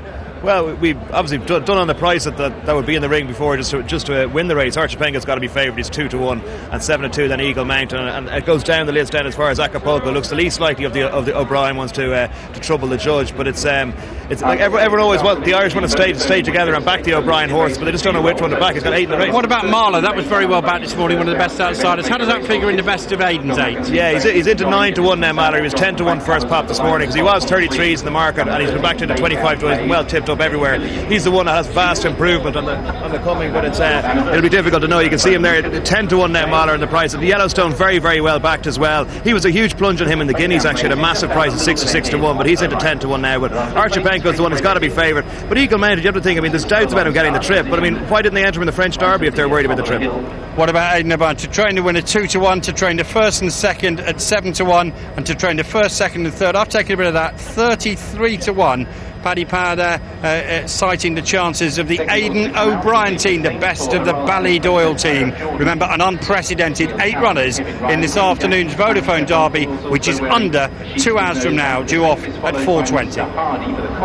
Well, having looked at that and knowing all you know, text here from George in Enfield says, if Willie could ride any horse except the favourite, who would he pick? That favourite of Aidan O'Brien's, Acapulco. I think that would be the one. I was quite impressed with him in the Leopardstown, Derrinstown trial race. Mick Canaan rode him on that occasion, and he was staying on really well. And he just. That's one of the races that always do well in this derby. But obviously, everybody would have to be on what Frankie's riding. But the question was, other than that, Acapulco would be the answer. Well, let's move on and have another look back at a decade, the most recent decade past, the 1990s.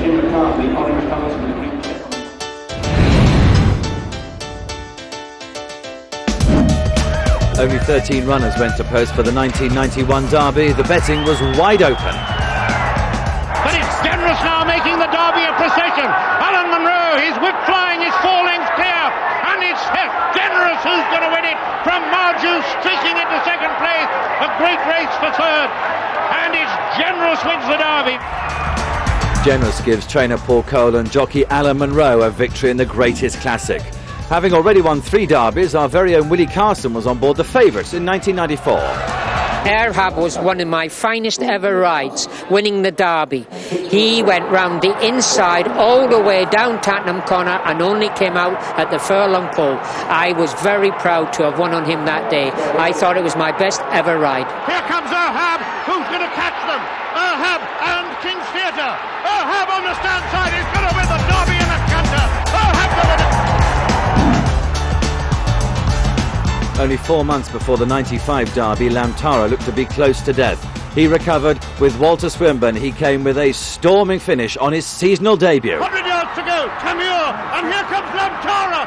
Lamtara wins the Derby. Lamtara rewrote the history books and set a course record which still stands today. Having celebrated victory in the Epsom Oaks the previous day on Ramruma, Kieran Fallon set out to attempt the double on the Henry Cecil trained Oath. Oath and Kieran Fallon to take Daliapur. They're into the last furlong, and it's a great race between Oath, who's going on to Daliapur. Housemaster is third, and Peacock fourth, and Oath wins the Derby.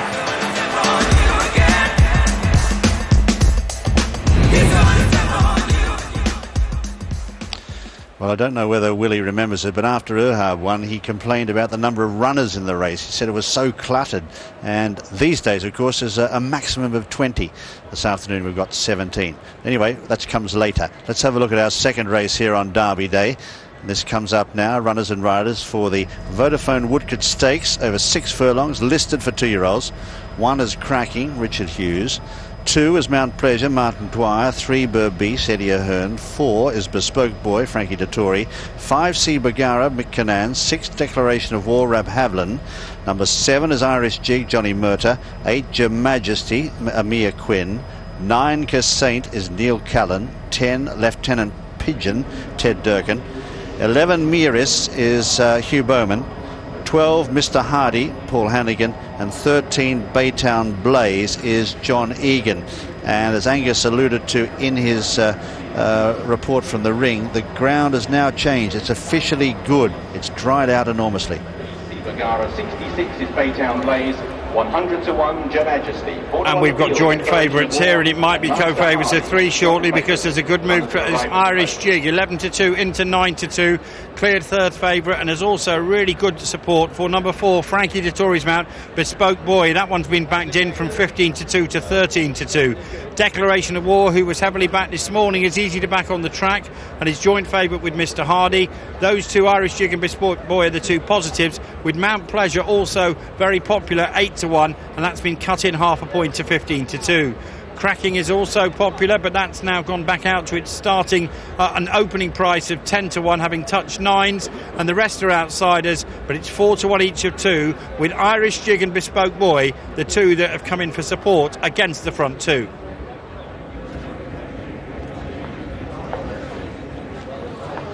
Tricky race to work out this, obviously, because all these are very inexperienced horses. A few of them just had the 1 run and have come here with a win. That certainly applies to Declaration of War, one of the market leaders, trained by Peter Chapple, Hyam. In fact, he's co-favourite now at 4 to 1, Declaration of War. Victory at Newmarket, and of course, the big thing as well for all these horses is he's won at Newmarket, which is a galloping and stiff finish. Here he's going to be going downhill for the first 3 furlongs at least of this race, isn't he? Yes.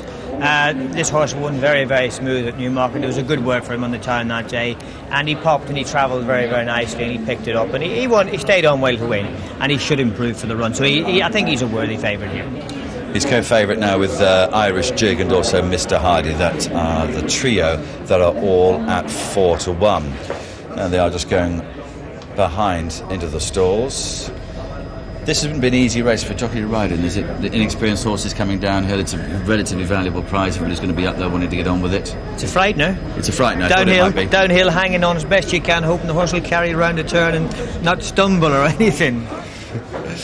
Right, Declaration of War just about to go forward into the stalls nearest to us. Let's have a quick chat about some of the other market leaders. Mr Hardy's won twice already. Richard Fahey nominated this race for him a few months ago. He's a very smart little horse. He won twice up at Newcastle, won the Brocklesby Smoothby, followed that up with a very smooth win. This is number 1, Cracking. She won at Bath and then she went on to Chester, and she's smooth win at Chester. Good tool list. Got plenty of early pace. Richard Hannon, runner-up in the first race of the afternoon, a 10-1 chance from stall number 6, and just with the draw as well, the lower the number is an advantage. It is, because they've got down the left-hand turn very, very sharp. If you're on the middle or the outside and the horse doesn't turn, it could fire you into the middle of the track, and you may as well have stayed at home. So, Cracking then a 10-1 chance, and I think there are too many more to go forward. Irish Jig, the new favourite, 7-2, 4-1 Declaration of War, and Mr. Hardy, 13-2 Bespoke Boy. That's it, Richard Hughes on Cracking. That's it, track cleared, they're ready. Set, a lot of shouting out wide. It's Irish Jig, I think, giving trouble. All right. That's it, they're ready. All right. Set. Lines off, jockeys. And they're racing. Good even dispatch to Mr. Hardy in the centre, one of the first away, going pretty fast too as Baytown Blaze to be leading them. Up there too, Bespoke Boy on the outside. Frankie Dettori takes up a prominent position. Declaration of War behind them, out deep on the track as Saint. Cracking is in behind horses, and Babis is back in the field as well as they charge down to the turn, and Mount Pleasure's got up into a handy spot. Running down Tattenham Corner, and Baytown Blaze is headed right to the stands rail. The others have stuck to the far side. Mount Pleasure there in company with Bespoke Boy, who now takes it up clearly. In behind them is Miras being ridden along, followed then by Saint, and further back is Cracking. Declaration of War and Irish Jig trying to get into it from Babis, and Mr. Hardy is under pressure back in the field from Lieutenant Pigeon. Coming up with a furlong and a half left to go now, and Frankie Dettori takes it up now on Bespoke Boy and sprints 2 or 3 lengths in front. Bespoke Boy is out in front here. Mount Pleasure on the inside, starting to fly home, and so too Declaration of War. It's Bespoke Boy in front. Declaration of War picking him up with every stride. They race towards the line. Declaration of War has got up to beat Bespoke Boy. In third then Mount Pleasure, followed by Babis. Cracking behind them. Further back is Miras. They're followed further back then by Saint, and also C. Bagara. Irish Jig is well back. Mr. Hardy is well back. Your Majesty and Baytown Blaze, who strangely went to the stands rail, is last. Chapple Hyam, Peter Chapple Hyam has won that. That'll give him a bit of confidence on Derby Day, saddling the red-hot favourite later on, Authorized. And he's actually beaten Frankie Dettori with Bespoke Boy. But the winner is Declaration of War here on the near side. It's a good 2-year-old, this. Got up to beat Bespoke Boy, Frankie. He kicked for home a long way out, and he looked like he'd stolen it. Mount Pleasure in third. In fourth is Babis. A gap then to Cracking fifth. Could never get a crack at them at all. They were followed by Saint, and then Miras on the near side, yellow colours. Irish Jig never got into it. C. Bagara is further back, and a long gap then to Lieutenant Pigeon. And Mr. Hardy, very, very well backed, has finished out the back. Right, 1, 2, 3, 4. Let's check them. First, number 6, Declaration of War, Rab Havlin. Second is number 4, Bespoke Boy, Frankie Dettori. Third, number 2, Mount Pleasure, Martin Dwyer. Fourth, number 3, Babis, ridden by Eddie Ahern. 9-2, 6-1, 8-1. Distances 1 length and a neck. And the time 1:10.45. Well, let's have another look at this, because it was an extraordinary thing that happened as they turned into the straight. Baytown Blaze, who's in front, I don't think John Egan was intending to come over. I think he couldn't steer the horse. Declaration of War has only got 3 behind him at this stage, comes pretty wide round that bend as well. And Willie, it's not an easy thing to steer 2-year-olds on a course like this. Well, especially when you're going downhill, and if they do hang a little bit to the right, you're in trouble. And obviously turning round, this is not the nicest place for a 2-year-old to come, actually, is Epsom, but it's a good prize, and people, like to win it.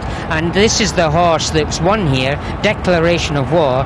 This trainer, Peter Chapple, who's got the big horse Authorized in the Derby, said he's a bit thick. I don't think he can win when he ran first time out. A bit thick mentally. Mentally, yes. He thought that he'd get beat first time because he thought he needed the race. But he defied him and went and won at Newmarket. And I would think today that he's a bit further forward than he thought, and he's come here and won this useful £17,000 prize. And going away Robert at the end Havlin, there. it's nice for Robert Havlin, who's the sort of second jockey at John Gosden, gets the odds and sods there. But he did get the ride on Nina here the other day, and did nothing wrong when she finished third, because the ground was a little bit on the soft side. Look at Peter Chapple. He gets big day for him. He loves it when he has a winner. He gets really excited. He's not afraid to hide his emotions, whether they're good or bad. And today, well, couldn't have started better for him. Peter Chapple is coming into this winners' enclosure with declaration of war. Will he be doing the same in just under 2 hours' time with Authorized? Well, he knows his family well, Peter Chapple. He picked this colt up for 25,000 guineas, and this horse's dam is a half sister to the dam of Shining Hour, who was a Royal Ascot winner, so he knows that family very well. Now, just going back to the time, 2.45 slower than Racing Post Standard. And that's, the track is drying out. If you're a Salford Mill fan, for instance, in the Derby, you'd be pretty happy about this. And this is a good 2-year-old. Declaration of war. Let's check the full SPs now on this 2:30, the Woodford Stakes. If you've written nothing on your betting slip, you will be delighted with this SP. Declaration of war 9-2. It was well back this morning. There was plenty of money for it. It was short. It's 3-1, but 9-2 SP, a great return for you. Second, number 4, Bespoke Boy. Frankie Dettori being beaten by Peter Chapple. Hyam there. He'll be hoping that the two partner Authorized together. The current 10-11 favourite for the Vodafone Derby at 4:20 this afternoon. He was second here at 6-1, and Mount Pleasure rewarded each way backers by getting a place for Martin Dwyer and Jamie Osborne at 8-1. But Declaration of War, the winner for Robert Havlin and Peter Chapple Hyam at 9-2. Early signs good so far for Peter Chapple. Peter, let's talk about Declaration of War first of all. Very impressive, considering that he was a little bit keen in the early stages. He did everything wrong, didn't he? He did leaf hard and went straight on at the bend. But Robert got him back organised and gave him a lovely ride, sorted him out, and he's a useful horse. First time out at Newmarket, he only won narrowly, but he showed a good attitude that day, and as you've always said, your horses improve with a run. They do, definitely, and he will improve again, because he's always been a bit slow on the uptake. But I'm delighted for Mickey, Mercer and everyone that owns him. They've been with me since I came back, and it's their day. Will we see him at Royal Ascot? It's up to Mickey. If he wants to have a day there. Now he's hired his suit, I suppose he should go. You better keep it, it's only a few more weeks. Peter, let's talk about Authorized, because obviously at this stage the nerves are calm because you've just been worried about this horse, but now you're starting to think about the Derby. How are you feeling about that? Yeah, not too bad. They've never worked together, so I won't ask that question. You can't get any guide there. No, I'm just going to go back, sit in the car for a bit now, listen to England getting stuffed in the rugby. You're going to sit in the car? You're not going to stay with other people? You want to be on your own? Yeah. You think people might give you a little bit jitters? I don't like people. I think I might leave you alone. No, but I don't like crowds, you know what I mean? Okay, yeah. Fair enough. And how is Authorized? Yeah, he's good. I haven't seen him just as well because I'd start getting worried, but the boys said everything's tickety-boo, so let's see what happens. Have you seen your jockey? Yeah, we just beat him. Saw his ass as we flew past. Well, I hope that he's on the right horse in the Derby, Peter. Thank you for talking to us. Good luck. If he listens to me, it'll be fine. Now, just before the race, Ray was telling you that from a jockey's point of view, this is perhaps not their favourite race to ride in. Going downhill on inexperienced horses very fast early on. We certainly see what happens here with Baytown Blaze, who's out in front. But also, watch for the winner, Declaration of War, who's here, who doesn't really come down the hill very well, Ray, but does it slightly better than Baytown Blaze, who's going downhill very fast and just can't get left-handed. Yeah. The thing you never ever see the contours of this track from the camera. These horses are going down very fast. They're going practically flat out, and they've got to turn left-handed, and there is a camber here. And you can see horses that just are not handling the track. And Baytown Blaze, she's just going too fast for herself. She can't turn. He's going to carry Frankie out a little bit. But Rab's having the same trouble, as you can see. He was down here a minute ago. Now he's out here. Sorry about that. But Now Frankie's in a good position, but Baytown Blade's going to finish on the stand side. Okay, we'll have a look as well as of the winner declaration of war coming downhill. We're going to play. This is going to show you this at half speed, because this horse, Robert Havers, trying to get him to go around left-handed, but he's just never done it before, the horse, so he's not quite sure what he has to do. What Rob is trying to do, he's trying to stay in touch, hold the position, keep his horse balanced, and stay in the race. He knows he's got a chance of winning. He doesn't want to mess it up on one turn.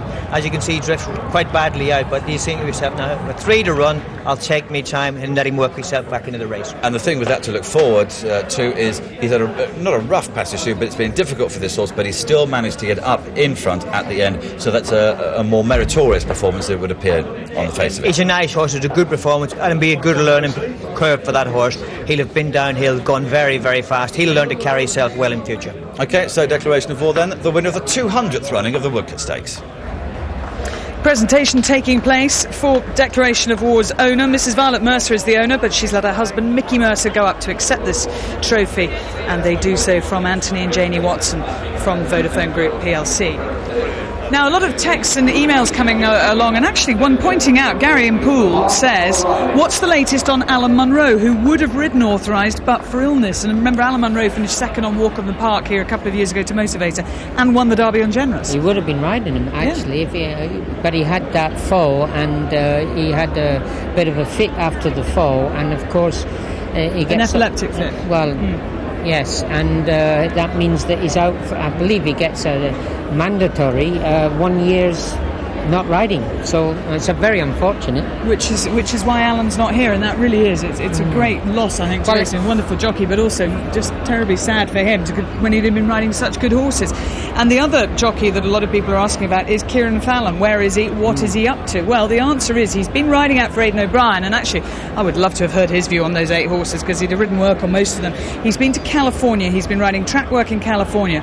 On Tuesday next week he goes to the Old Bailey for the latest in the hearing on the Crown Prosecution Service case, allegations of race fixing. But more importantly, on the Thursday of next week, his 6-month ban finishes, which was given to him from the French stewards for the sort of drug.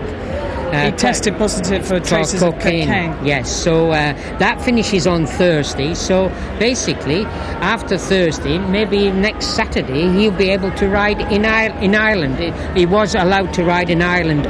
And in France. And in France. So he possibly can start riding again next Saturday in Ireland and in France. But not, well, it depends on what happens on Tuesday at the Old Bailey. Yeah, big news still to come over the course of this summer on the sport of horse racing. Now, turning our attention to trainers, only one man has saddled the winner of the Grand National, the Gold Cup and the Derby. His name is Vincent O'Brien, but there is a trainer with a runner in this year's Derby who could do the same. It's the man who trained Rhyme and Reason to win at Aintree, the Great Desert Orchid to win at Cheltenham, and another public favourite, Persian Punch. And he will be willing on Salford Mill. But for David Ellsworth, it's been a tricky preparation. There's been trouble at Mill. Everybody wants to win the Derby, but for David Ellsworth it would truly put him into the record books. It's our premier 3-year-old race. It's the most famous race in the world, I guess. Most countries have a Derby, but I think it all stemmed from our English Derby, and it's the most famous race in the world. You have the opportunity to join a very, very exclusive club. The only man, certainly in the last 100 years or so, who's trained the winner of the Grand National, the Gold Cup and the Derby is Vincent O'Brien.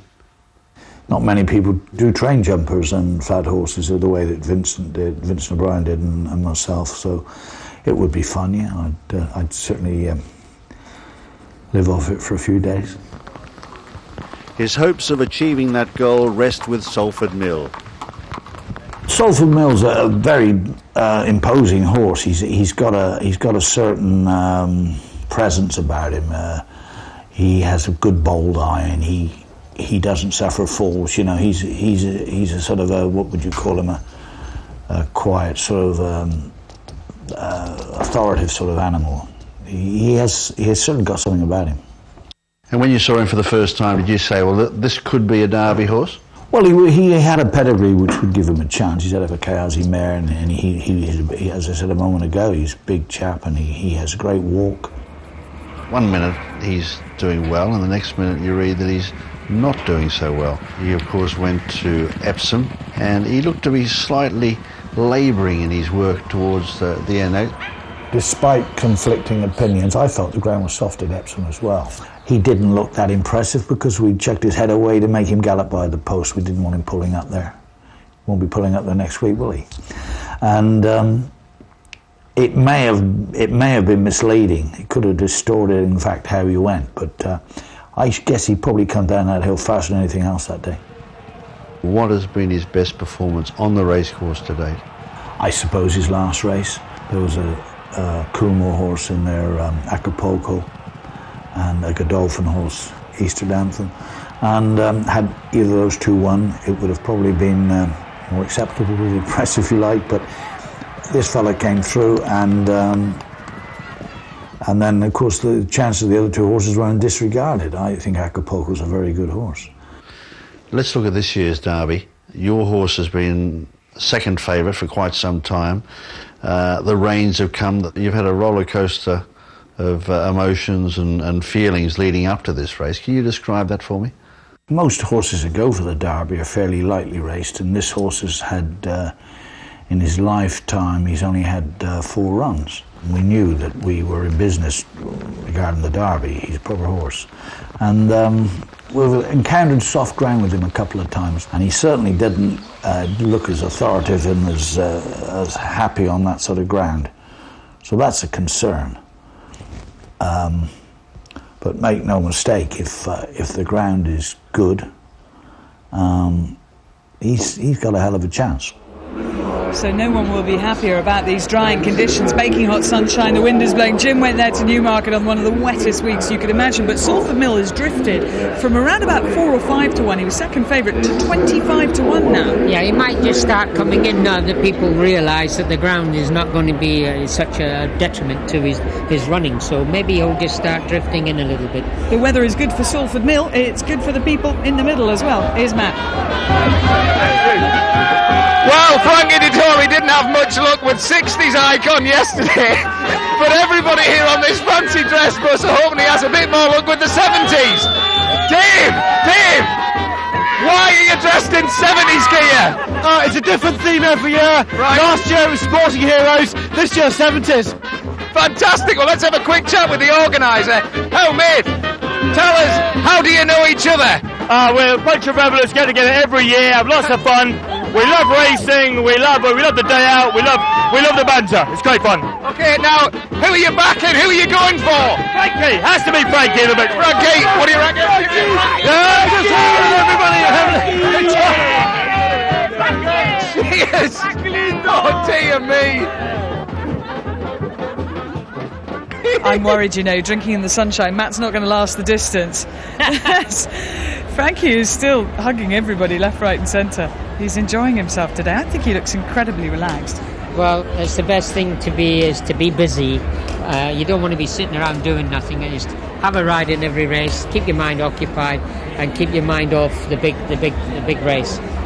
Because obviously we all know that Frankie is under a lot of pressure from the media. He's put it on himself, possibly, you could say that, but he is the sort of the face of racing. He always talks to the press. Are you saying he's under more pressure than you would have been on a hot favourite, or Lester Piggott would have been, or Steve Cawthon? Oh yes. Why? Because what does he do? He's going out there, and that race, as I've said earlier, he's up against all the Irish O'Brien horses, and you got no friends out. He's got no friends, and when a horse is beaten, normally you can ask for a bit of room and get it. Yeah, but today, I don't think that's going to happen. I'm going to think that those Irish guys, I think, you mentioned, they just won't let him out. Well, you mentioned the Irish guys. Aidan O'Brien is the man who's saddling 8 runners in the race. This is the first we have seen of him so far today. Talking to Johnny Murtagh there. Johnny's won the Derby 3 times. There's a fantastic record in the race, but including winning it for Aidan. And Johnny Murtagh will be on board Eagle Mountain. in the big race itself. Pat Smullen there as well, who's going to ride Marla. Marla's been backed in from 50 to 1 to round about 25 to 1. And also in the background there, that was Fran Berry in the other set of purple colours. So Rishi's going to keep us up to date on all of that, but he's in the paddock now with opposition. Godolphin Camp. Yes, I'm with Simon Crisford. They've got a runner in our next race, the Vodafone Diamond Stakes with Blue Czar, well fancied. But first of all, Simon, just a word on Frankie. Of course, everyone's talking about him today, but it's partly down to the kindness of your boss, Sheikh Mohammed, that Frankie's on board the favourite, Authorized in the Derby today. Well, I think Sheikh Mohammed recognised that Godolphin didn't have a realistic chance of winning the Derby quite early on, and he was very happy to release him straight away as soon as he saw Authorized win, and he's really hoping he can win the race. So, I mean, you've seen a lot of Frankie close up over the last decade or so. What's he like at the moment? You just spoke to him as he came in. What did you say to him? Wish him luck? Absolutely, and just told him to put this one in the back of the net just to calm the nerves and get him ready for the big one. But Frankie is the ultimate professional, and on the big occasions, there's no one better to deliver the goods on the day. Blue Czar, is he going to be the horse that leads Frankie into the Derby in the right frame of mind? Well, he's obviously got a very good chance on the book. I mean, he doesn't show a lot in the mornings, but we think he's done well since Lingfield, and he must have a great chance. I mean, obviously, depends what happens up front with the pace with the Welsh Emperor, but no, we think he's got a great chance. He must do, you know. Listen, Simon, thank you for talking to us. Good luck with Blue Czar, and I know you'll be cheering Frankie on later. Absolutely, thank you. Thank you. I'm sure he will. And just a reminder, Eastern Anthem not running, and the other non-runner, Arabian Gulf, so 17 going to post in the Vodafone Derby at 20 past 4. But our next race, still about 10 minutes away. You've got lots of opportunity to send in texts and emails, and one of the requests was to see Seabird winning the Derby in 1965, which is part of our next decade memories, and that's the 60s.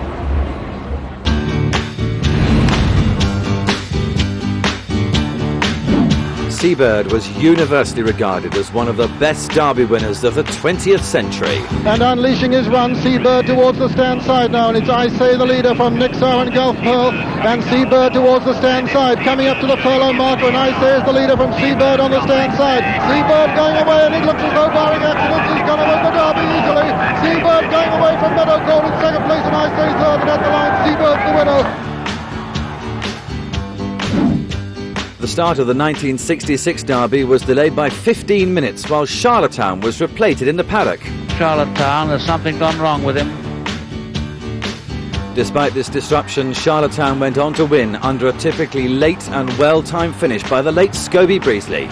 And it's Black Prince from Charlottetown, then comes Breton's unleashing a great run towards the stand side. It's Breton with young Paul Cook on the stand side now, coming away from Charlottetown as they race up towards the line. It's Charlottetown and Breton fighting it out, and it's the young and the old. It's Scobie Breesley and Paul Cook as they race up neck and neck for the line, and at the line it's Charlottetown is just the winner. Survivor's 1968 Derby win was the first for the hugely successful Lester Piggott and Vincent O'Brien partnership. Well, for me, the Derby is the greatest race in the world, and to win it once is a thrill of a lifetime, and I've been awfully lucky. I won it a few times. Perhaps Survivor, about less than a furlong out, it didn't look possible that he could win, and yet he produced an electrifying burst of speed. Lester Piggott coming with a great challenge towards the outside, but it's Connaught the leader. Connaught as they race up towards the line from Survivor in second. Survivor gaining on Connaught as they race towards the line. Survivor's going to take it up, and at the line Survivor's won the Derby. On his retirement, Lester described Survivor as the best horse he ever rode. That was me there. What were you saying? That was me. Was it? Yeah, my first ever Derby. Do you remember it? Yeah, Laureate, Lord Derby's colours. Where'd you finish? Yeah, in the Rock. Well, he'd stopped. I think it would be known as a bleeder. You know, I think he was one of those. He just cut out, and there again, he's a horse that never showed his form after running in that race. He never ever ran a decent race again. Which happens to an awful lot of them. Sometimes it happens to Derby winners. We saw Sir Percy yesterday. He's still struggling to win a race since last year's Derby. The ground yesterday was a little bit too spongy for him. That was why. Probably was. Well, the runners making their way down to the start. We've just seen Frankie Dettori cantering down. He cantered down actually right close to the far rail, very close to the crowds. I bet you anything when it comes to the Derby, he will canter down on Authorized in the middle to stay away from the crowds. But Blue Tsar looks like he's going to take a fair tug in the race. He's got a tongue tie on, looks like he's a hard puller.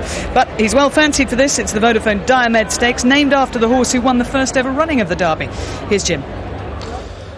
Let's check these runners and riders. There are five of them. Blue Tsar is Frankie Dettori. Blythe Knight, Graham Gibbons. King Jock is Pat Shanahan, I should say. Down to Ordnance Row, Richard Hughes. And Welsh Emperor, Mickey Fenton. They're the 5 runners. And let's just have a look at the course that they'll take. Let's just go up and they swing a bit left-handed, all the time climbing. This is about the top of the hill, and then they start to freewheel right down to Tattenham Corner. And a sharp left-hander into the home straight, just over 3 furlongs, 3.5 furlongs up to the winning post.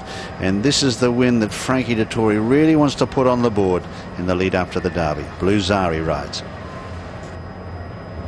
And Victor Chandler just laid a £55,000 bet at 10 to 11 on this Blue Tsar, and he's now 5 to 6 favourite. Blythe Knight 7 to 2, King Jock up 13 to 2, Prom 7 to 1, Welsh Emperor is 7 to 1, and Ordnance Road, the complete outsider of the quintet, at 16 to 1, has been backed in to 12 to 1. But Blue Tsar currently 10 to 11, but that price has just been subject of a bet of £55,000 at 10 to 11, 55 to win 50.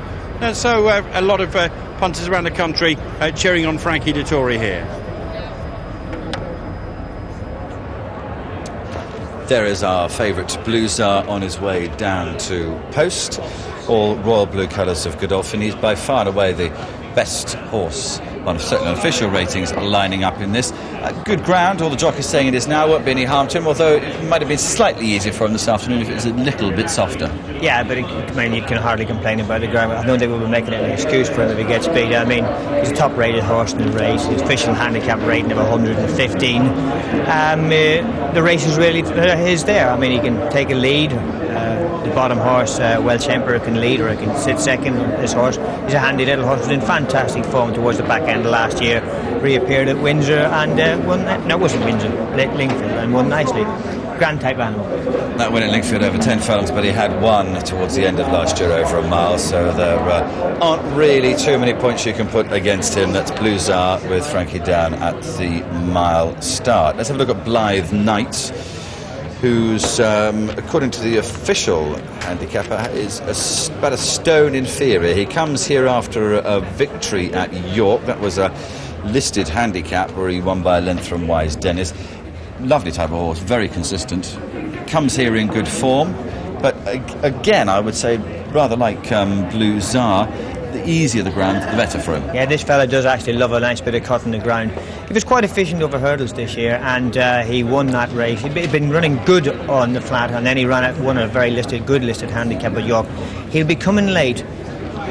This fella has got a good turn of foot. And he's been very good over hurdles as well.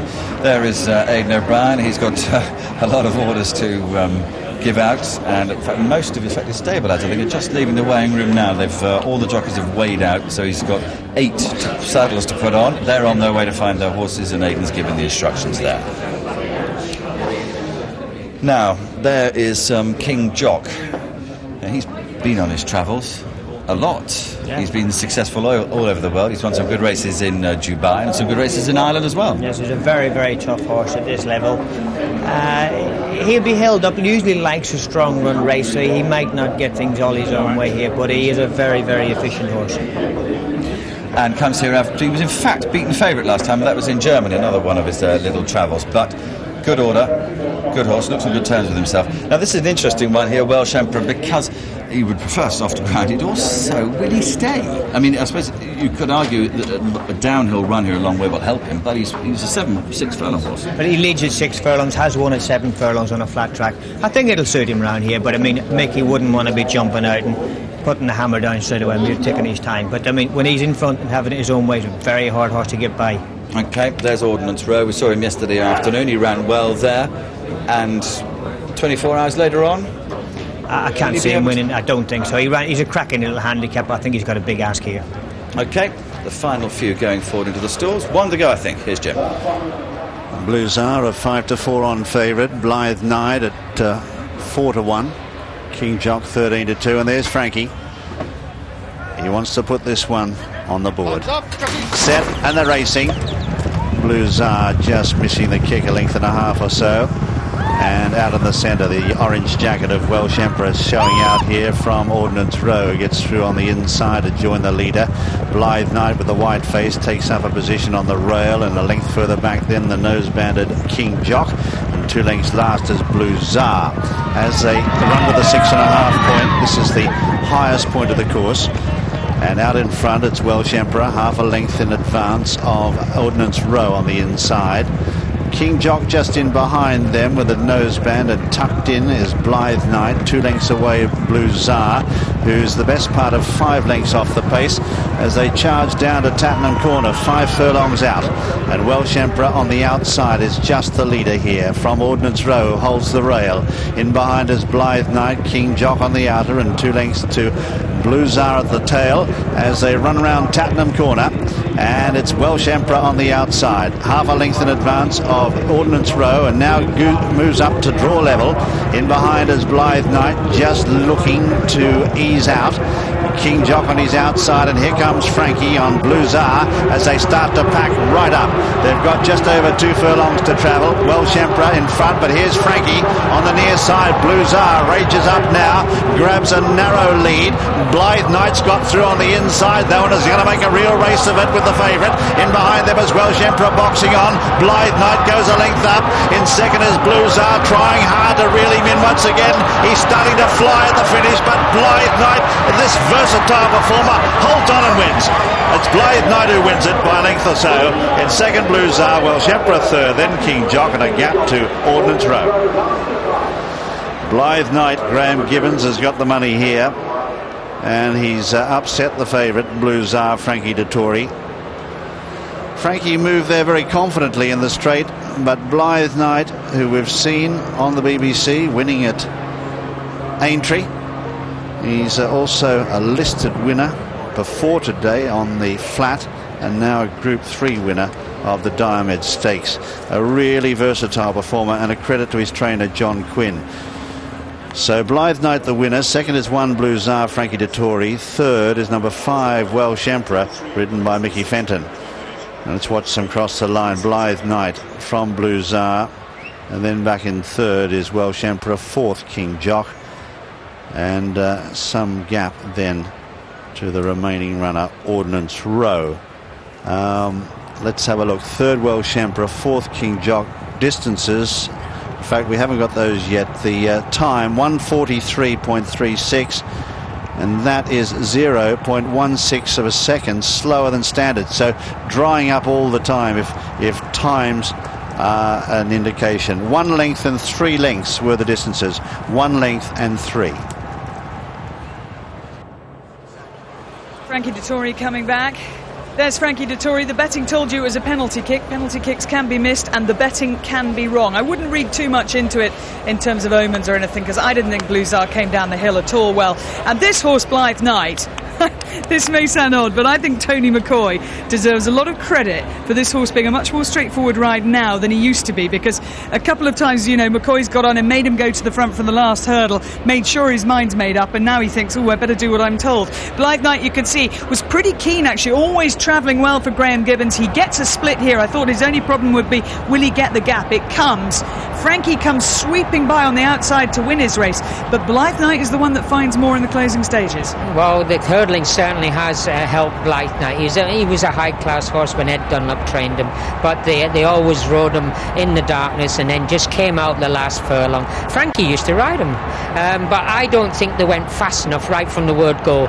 There's only 5 runners. The pace of the race early was too slow to help Blue Czar, show his best performance. He got beat for a bit of stamina in the finish.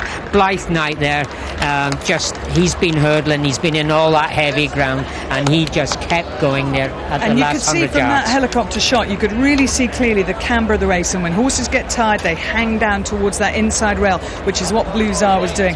Blythe Knight was on the rail, and that certainly helped him, but Graham Gibbons was really bold to go for the gap he went for, and the horses helped him out. Great result. And a good result for the trainer too, all the way down from Moulton, trained by John Quinn. I'm sure that might be his first ever Epsom winner. Well, Frankie, you'd know all about that winner because you remember our BBC cameras here about 2 or 3 years ago. He actually won on the horse when it was owned by Maktoum El Maktoum. The time was pretty quick, as I explained, but with that defeat, Frankie's now 8 days and 13 rides without a winner. And with the winning jockey, Graham Gibbons. Graham, terrific ride. You had to wait, be patient for that gap in the rail. Yeah, he travels really, really well, and gap opened just in time, just as they were coming around me on the outside. He got there, and usually he sort of half pulls up when he gets there, but he stuck his neck out today. I mean, the great training performance, the jumping has just made a man of him, and he's a real good horse. Did you have one eye on the gap and one eye on Frankie in the Royal Blue on the outside? Frankie was coming around me, and I was lucky that they just opened up in time for me to get a run. And once I got my head in front, I was never going to get past. He's got a really good attitude now for a horse who, in the past, people used to question him. Yeah, I mean, half of that's because of his head carriage, but it doesn't stop him galloping. And Graham, you're doing really well, a young jockey on the up. Yeah, thanks very much. Looking towards the future. Cheers. Well done. Thanks. And such is the versatile performance of Blythe Knight. Remember, a winner on Grand National Day and on Derby Day at Paddy Power have introduced him at 33-1 to win the Champion Hurdle next year.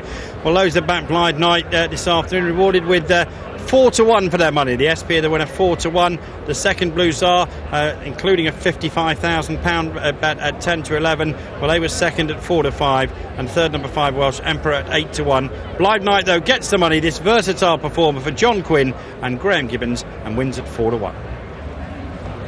Well, it's a difficult game, this, and it can't be that easy when this sort of thing happens to you at the start. What I want to have a look at is here is Mickey Fenton on Welsh Emperor. Next to him is Frankie on Blue Czar. And you can see, you just about see in there that Welsh Emperor has a blindfold on. Now see what happens as they come out of the stalls. We run it on and you'll see the blindfold goes over straight onto Frankie's shoulder. Can't have helped him at all, but didn't affect the horse's chance, I would have thought. No, it didn't. It's been a bit of a bad job went over the horse's eyes. But that, one thing again here, you've got to have a good start running this track. Yeah. It was well, have a look at it again and show it to you in slow motion. The one you're looking at in stall number 4 is Welsh Emperor with the blindfold on. Frankie's next to him as they come out. Mickey, of course, what he's trying to do is get the blindfold off as late as possible, isn't he, as the stalls open. Over it goes, straight on to Frankie, whose horse, in fact, hasn't broken that even in any case himself, has he? No, he's come out in a bit of a heap, and as I say, round this track, you've got to strike with him here, round this track. He's always been labouring a bit, and he never, ever really, after this, ever looked happy going round to it, didn't. And there he gets rid of it, blindfold on the floor. Simon Crisford from Godolphin saying about Blue Czar, he thinks no effect from that at the start. He just thinks that the horse needed slightly softer ground than he got today. So when they declared on Thursday it was ideal. Turns out the sun's come out for us all and it's not ideal. Can't be helped. Same for everyone. Okay, Blue Czar, a little bit, Frankie, a bit of a problem for him at the start. I'll tell you something interesting. Just before that race was off, we saw 8 saddles appear from the weighing room with 8 different staff members from Ballydon. 7, Claire. There were only 7 there. There was only 7. So 7 of the 8 runners for Aidan O'Brien are going to be saddled down in the cool of the stables, right down the end of the racecourse. The stables are far away from all the sound and all the clamour, and they are also considerably cooler than the weather here. And there they were on their way. And that's what's going to happen. So I would suspect that Aidan O'Brien's runners will be very late into the paddock. If he's left one behind, though, one of the horses will be saddled, and he will probably do the saddling for one of them. Might be a clue as to the one that he likes best. Peter Chapple, we saw him win the Woodcote Stakes earlier with Declaration of War. He then told us that he was going to go off to his car for a sleep. He was going to sit and listen to the radio and take his mind off things. I hope he's got air conditioning in his car then. Well, it's lucky then that we're not trying to catch up and talk to him about Authorized now, that we went to Newmarket, or Rishi did earlier in the week.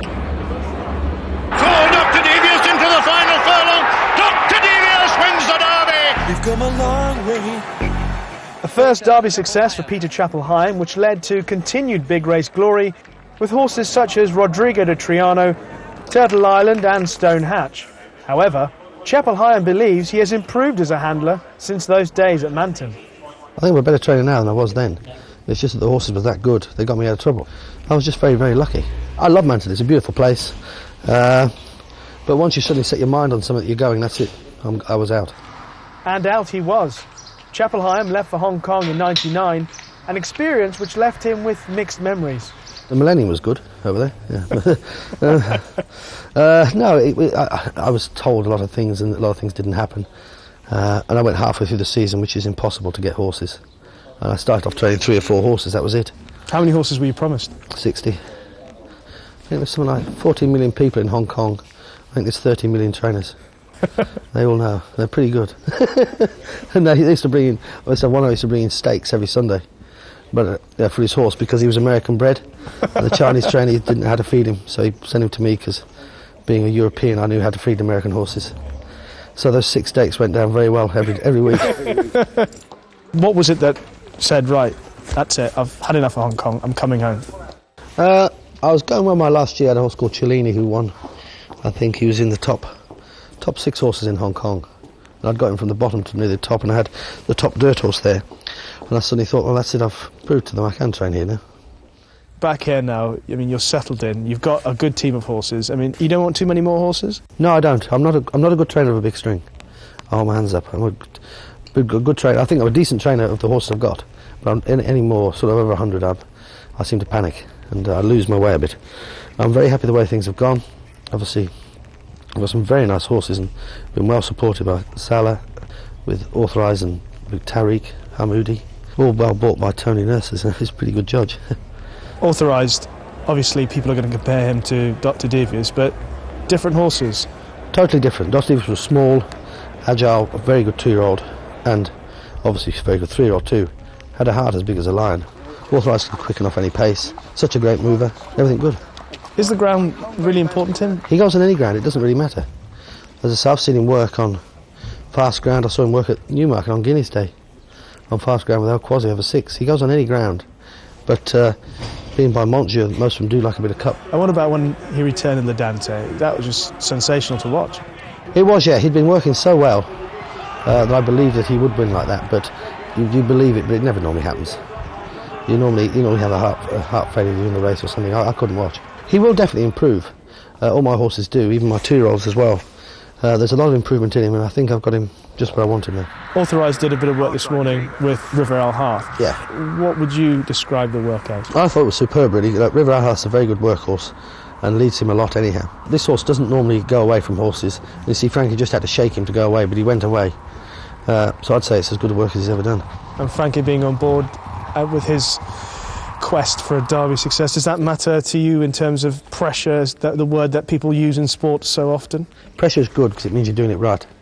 But no, Frankie's he's the best jockey in the world, so he'll just ride him like that. I understand he's phoning you up regularly? Yeah, he's quite excited. I think he's more excited than the horse and myself. He's the one we have to keep calm, but we'll keep him calm. I saw a shot of you at York where after the Dante you were shooting a gun, a pistol off there. What do you mean, ka-ka-ka? Yeah, what's that? Was that a celebration you learned from one of the West Brom players? No, it's not at all. It's a thing, Brent, I'll just do it, I don't know why. Whooshka, ka-ka-ka. I always do it. Will you be doing that come first Saturday in June? I hope so. I hope so. Peter Chapple Hyam, of course, has the favourite for the Derby in Authorized. The outsider in the Derby today is a horse called Leander. He's trained by Brett Johnson from New Zealand, and he's ridden by Mark Gallagher, a man who spent time in India and Singapore. First of all, Brett, people will be wondering, why take the chance and run Leander in a race as difficult as this? Well, the owner wants a day out, really. The horse has shown a little bit of form on the racecourse, so it's a home track. Probably never ever get another chance for the race again. And I just hope he's 110% fit, and just hope he doesn't disgrace himself, you know. I think he'll beat a few home. I understand the jockey who rode him last time suggested that his performance in a maiden meant that you ought to take a chance in the Derby. Yeah, Stephen Drown said, look, he won't disgrace you in the Derby. He would be passing horses as well as stopping, you know, so we thought we'll take our chance and have a crack at it. So we've got nothing to lose, really. And Mark, tell us how you got the ride, because you've been, as I said, out in India riding classic winners over there and based in Singapore now, am I right? Based in Singapore now. Brett got in touch with me through my brother, and they basically led on from there. Happy to jump at the chance. May never, like you said, may never get the chance again, but here to savour the atmosphere, and we're hoping the horse will run a big race. Realistically, Brett, what sort of expectations do you have for Leander today?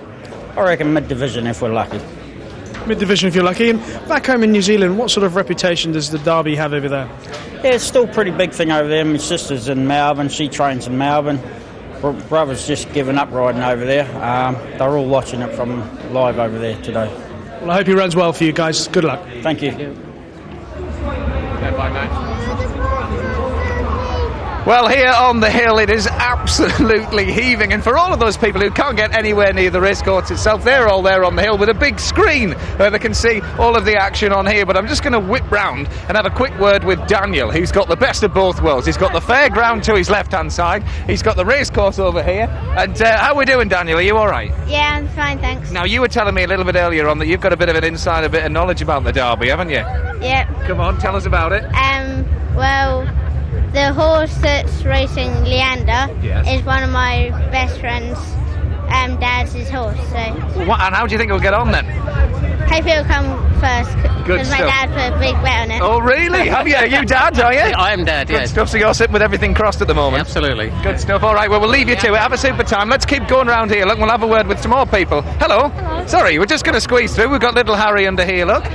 I'm assuming that it's Harry's first Derby. Yes, it is. It's Harry's first Derby. He's moaning because he's hungry. Ah, fair enough. Everybody having a good time over here? A brilliant time, yes. We're coming again, it'll be his next Derby. Oh, really? You're having such a good time. He's coming back. Yes. Lovely stuff. Well, as you can see just behind me, we've got the Queen's stand over there. It's absolutely rammed. We can have a little chat with some more people if we want. We can squeeze through. Hang on, it's all getting a bit rowdy. As we got... We just got married. Oh, you've just got married? We're just hearing. Oh, you have? Congratulations. Yeah. Thank you. Lovely. Well done. Right. Congratulations. Coming through. Sorry, dear. Can you just squeezing through there?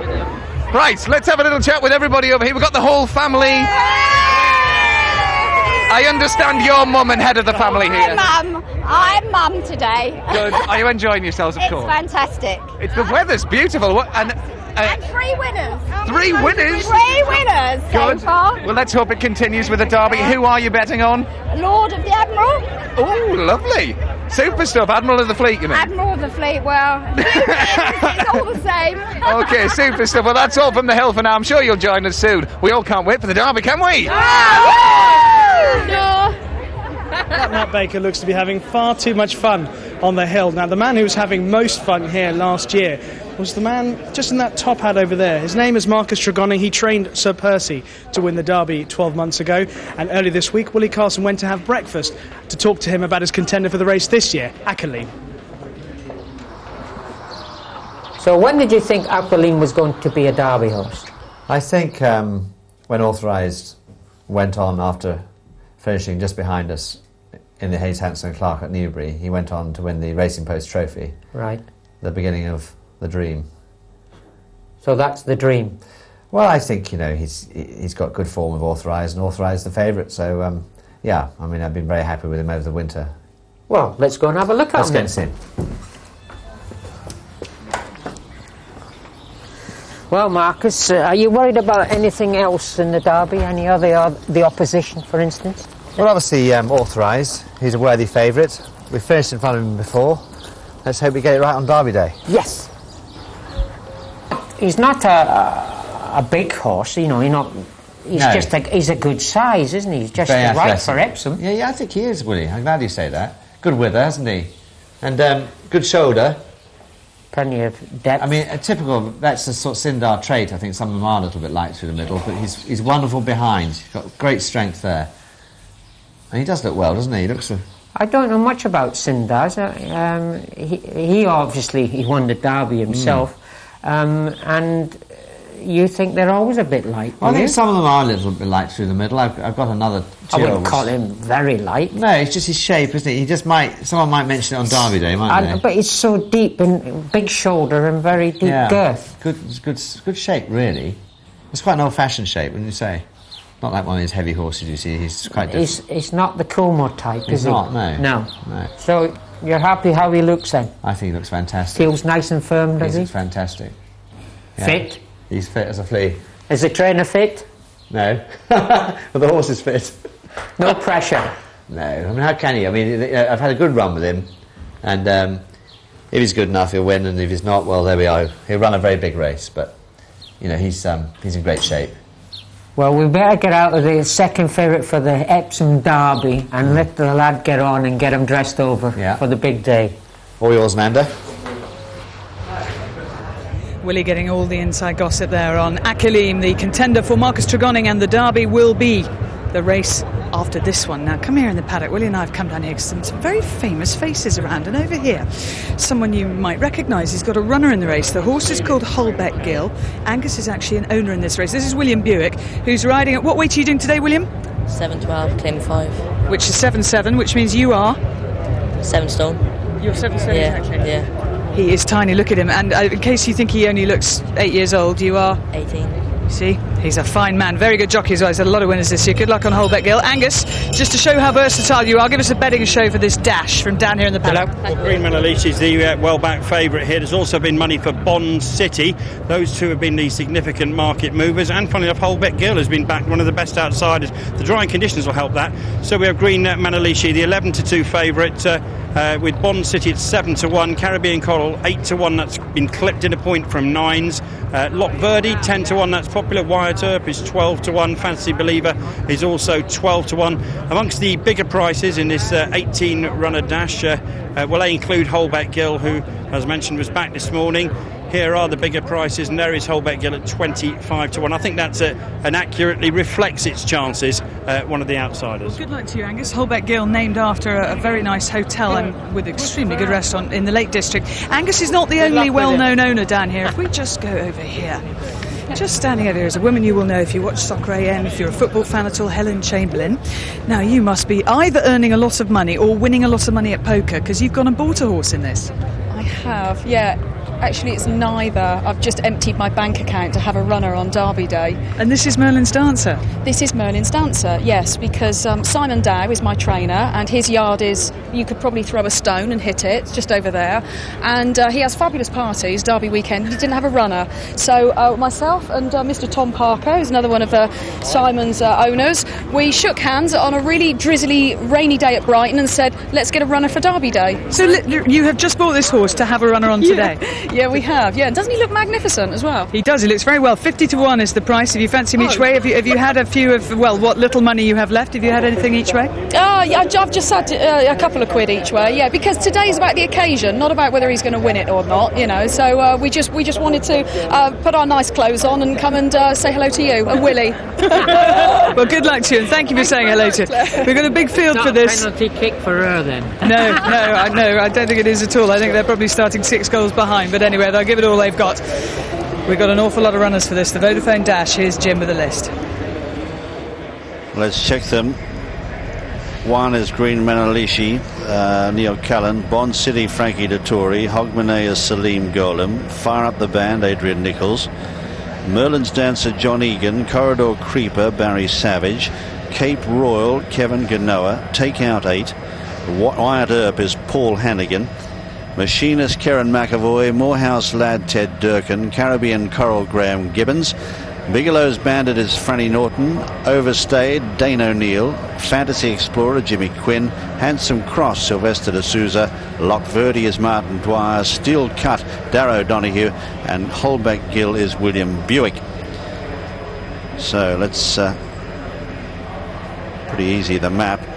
In fact, that's the course they take. They start at the top of the straight in the bottom of the screen there and just run downhill. It's the fastest 5-furlong course in the country without exception. And you need a real speedy type to win it.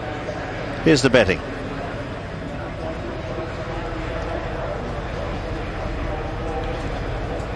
Green Manalishi is a 6-1 favourite. Bond City at 13-2. Same price Hogmanay. 8-1 Moorhouse Lad. 8-1 About Caribbean Coral. 9's Lockverde. 12-1 Wyatt Earp. Out to 14's Fantasy Explorer and Handsome Cross. Then we go over the page there. And the two highlighted there, 7's Hogmanay and 9's Caribbean Coral.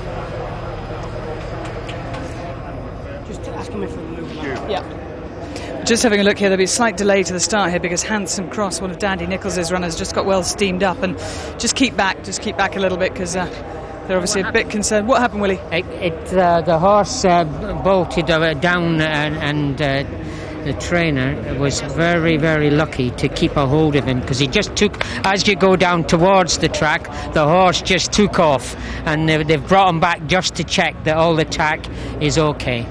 Okay, and also that Sylvester de Souza, who's on board, is all right, but he looks so fine. He's got a bigger man holding at the head this time. Dandy wasn't quite strong enough. His little legs were going 100 miles to the dozen, and obviously the saddle might have just moved a little bit, so they've come back, checked the horse out, checked the saddle, and have a second try. Just shows you how close they are to the edge always, these racehorses, and the thing is keeping the lid on the fracture side of them but allowing them enough energy to go and do themselves justice. So let's hope Handsome Cross gets down to the start safely. Hand back to Ray and Barty. So Handsome Cross then just going to be the last one to go onto the track to make his way down to the post. Ray, this is a race where we've got a lot of well-known horses. Some of these have been around for ages. It's a downhill track. It's the shortest possible trip. They've got to get a good start, be able to hold their position, and then get that extra finishing kick as well, haven't they? Yeah, in front. In front. In front. But we've got some very, very professional sprinters in this race. I mean, the gates will open, and all the lads will be doing is just hanging on as best they can, and then from the 2 pole they'll be down to sneak along and win the race. So let's have a look at some of them down at the start. There is machinist Kieran McAvoy riding number 10, who's one of those runners in the field for Dandy Nichols. He's going to come from store number 14 there. What do you think about the draw? The higher the number, the nearer they are towards the stand side rails. Do you want to be drawn high or low? Now you want to be drawn as near to the stands rail as you can, and it's funny because most of the fancied horses in the race are all drawn under the stands rails. We're going to have a real good race. There's plenty of them with like bags of pace like this fella here. He can really bowl along and use himself, and they're very quick into their stride. They've got good balance, so they'll be really running down this hill. That's machinist then. He's 16-1. There in the yellow and black cross belts is the hero of yesterday, Ted Durkin. He's riding Moorhouse Lad for Brian Smart. He comes from store number 16, and he comes here after a good run at Thirsk, a second place there over this 5 furlongs. And although Thirsk is not downhill, it's perfectly level. It's a very fast track, isn't it? Very fast 5 furlongs at Thirsk. Downhill all the way. This fella, the drying ground will be in his favour. He doesn't really handle too much of the soft ground. Very quick sprinter, and he's got to have a good squeak here. The only problem is that I don't think he's drawn very well. Oh no, he is, sorry, 16. He's drawn right under the rail. Good draw. There is Lockverde, Martin Dwyer, riding number 17 on the card. Now Lockverde, she's going to come from store number 4. She's away over the far side of the track. Certainly the drying ground is going to help her because both of her wins have been on fast ground. Yeah, they certainly have. Yeah, as you say, Barty, he hasn't got a very good draw from the far side, but with these sprints, they've got to strike and they've got to be out and gone, and drawn over there's a big disadvantage. But I still think Lockverde's maybe got a few pound to find with the top ones. Right, here's Green Manalishi. Comes from stall number 19, right under the stand side rails. He changed stables during the winter. Used to be with David Arbuthnot. Kevin Ryan, very good with sprinters, has him now. I was very impressed with his Newbury victory back in April, which was on fast ground. Yes, was very tough, consistent sprinter, runs in all the top sprints, always gives a good account of himself. Very smooth win at Newbury and one very, very impressive. But it was a little while ago, and some of Kevin's horses have ran a little disappointed in the meantime. But if he's in good form, going to take some beating. Well, I do know he said immediately after that Newbury race, today was the day. is the first one to make. Well, joint favourites now in the well-backed Bond City joins Green Manalishi at 6-1, with Hogmanay third best at 7-1. Morehouse Lad continues to be supported and is now 8-1, with Lot Verdi tens into 8-1. Caribbean Coral is a 10's chance, with Wyam up at 12s. Fire Up the Band, a previous winner of this race, at 16s into 14s. Good support for that one. It's 14-1 Fancy Explorer and Handsome Cross. Looking at the bigger prices, the other ones that have come in for some support include Holbeck Gill into 20-1 now from 25-1, and Merlin's Dancer, good support for that one, from 50s into 33-1. They're going behind for the Vodafone Dash. Milton Bradley's got two runners, Corridor Creeper and Cape Royal. Milton, is Corridor Creeper the more obvious of the pair? He is most consistent, and he got far the better draw. So with the stalls wide across the course. Draw number 2 is very bad draw today. Cape Royal's in 2, yeah. In 2, and that's really destroyed us a bit. We was hoping to be over in the high numbers. There's still plenty of When Green Manalishi got 19 and that. Cape Royal with the it's a lot better. And Corridor Creeper ran really well last time. Sierra Vista, who was fourth to, came out and won a good race at Sandown early in the week. Yeah, well, we run at Haydock, and it wouldn't suit us to go in at all. It was very firm. But Sierra Vista, you can't take nothing from me. Marvellous little horse. So Corridor Creeper is the one for you today? City, waiting for amongst others. Thanks, Milton. So the final few of them going forward into the stalls, and you see often with these sprinters who are a little bit on edge as well, that a lot of them want to go into the stalls late, don't they? Yeah, well, you don't want the sprinters when they start getting wound up. You don't want to be in the stalls late, especially if someone's too far back. You're going to be in there a long time, or if one starts messing about, you just don't want to be in there very long. Okay, Handsome Cross has just gone in. I think there are only a couple more of them to go. Bigelow's Bandit is the next one to walk forward, and there's one after. They won't hang around, so we'll get straight up to Jim. Bigelow's Bandit goes in, and Fire Up the Band coming forward now. You'll go into second from the rail. The one against the rail is Green Manalishi. They're set now for the dash. Stand by, and they're racing. On the near side, Morehouse Lad, one of the first away. Fire Up the Band and Green Manalishi both going very fast, and out in the centre it's Merlin's Dancer who leads them there from Corridor Creeper. Up there too is Fantasy Explorer, Cape Lock Verde over on the far side. Cape Royal in the red blinkers trying to get into it as well. Just in behind them in the early stages. Further back in the field is Wide Earp, giving them a long start with Hogmanay. As they come up past halfway, it's Merlin's Dancer on the near side rail, being tackled by Morehouse Lad. Wider out then Fantasy Explorer, Cape Royal, then Lock Verde over on the far side. Bond City trying to get into it. Corridor Creeper and Green Manalishi there as well, as they race up with a furlong left to go now. Merlin's Dancer being swamped now. Green Manalishi, Morehouse Lad there as well. Hogmanay, and here's right down the near side is Caribbean Coral, but Hogmanay has got there from Morehouse Lad and Caribbean Coral. Wide Earp and Holbeck Gill just behind them. Further back in the field is Bond City, and they flash past us out of sight. Well, it's a dash, all right, the Vodafone Dash. And Hogmanay, number 3 Hogmanay, ridden by Celine Golem, is the winner. Let's have a look at them. Flashing past the line, Hogmanay. The one who was flying stand side was Caribbean Coral. It's in a photo there with Morehouse Lad. Holbeck Gill is behind them. Then on the near side is Green Manalishi. Wide Earp right there in the centre. Then Bond City. From Merlin's Dancer. Further back, Corridor Creeper. Machinist. Second is 11, by the way, Morehouse Lad. Going past the line, Handsome Cross, Lock Verde. Just behind them is Fire Up the Band, Overstayed. Then Fantasy Explorer, Cape Royal, Bigelow's Bandit, Steel Cut. It was starting right over on the far side, so as Milton Bradley was saying, that draw is very bad when they're drawn low here on this course. It certainly favours the stand side rail. So let's check them as they come back. The 1, 2, 3. First is number 3 Hogmanay, ridden by Celine Golem. Second, number 11 Morehouse Lad, Ted Durkin. Third, number 12 Caribbean Coral, Graham Gibbons. And fourth is number 19 Holbeck Gill, ridden by William Buick. That's the 1, 2, 3, 4. after the Vodafone Dash, and the distances a neck and a short head. And the time coming to hand now, we'll give that to you as well, 55.16. 7-1 the winner, 15-2 the second, 10-1 and 20-1, and that's faster than standard, 0.24 of a second faster than standard time. Hogmanay then has come from the back of the field to get through and win this. This is after 1 furlong. There he is, the red and white jacket, Salim Gurlam. Already out towards the front is Morehouse Lab. Now, just at this point, which is, I suppose, is it the steepest part of the hill, he just loses his position a little bit, doesn't he? Yes, as you see, they come down. A lot of horses lose their balance on that road because they're trying to get a stride and jump that road.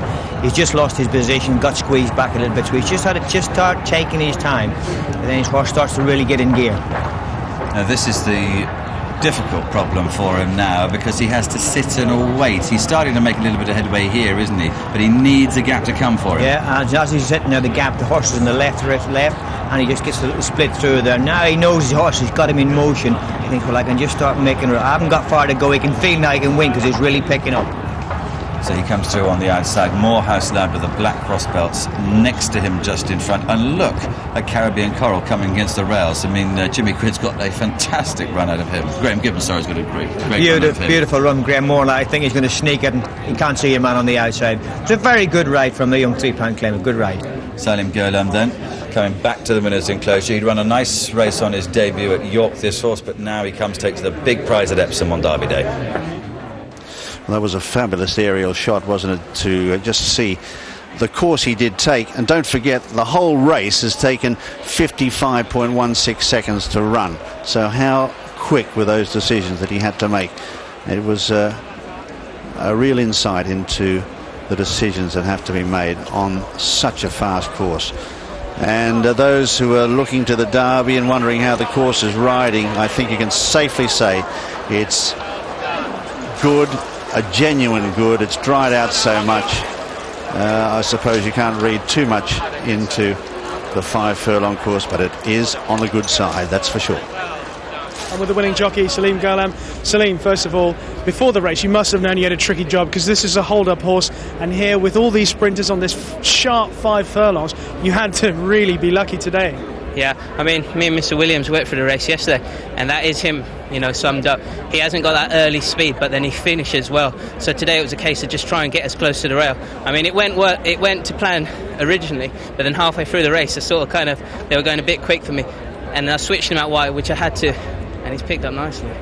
Well, the way you threaded your way through the closing stages, you probably got to the front there. A couple were challenging on the outside. Were you aware of horses like Caribbean Coral coming at you? Yeah, I was fully aware of everything that was going on. But once he gets into that gear at the end there, he's a good horse, you know. He's obviously been in a progressive handicap. I remember last year when he won at Sandown, he impressed everyone with his turn of foot. Third, this first time out this season, he looked good on his reappearance. Now he's won here. A race at Royal Ascot will beckon for him? That's up to Mr. Williams. You'll have to ask him that. But I mean, he's an improving sprinter, and he's hopefully going places, isn't he? 5 furlongs his best trip? 5, stiff 5, easy 6 type thing. Salim, well done. Congratulations. Thanks to Mr. Williams and the owners for putting me up. Very much appreciated. You did a great job. Well done. Thank you.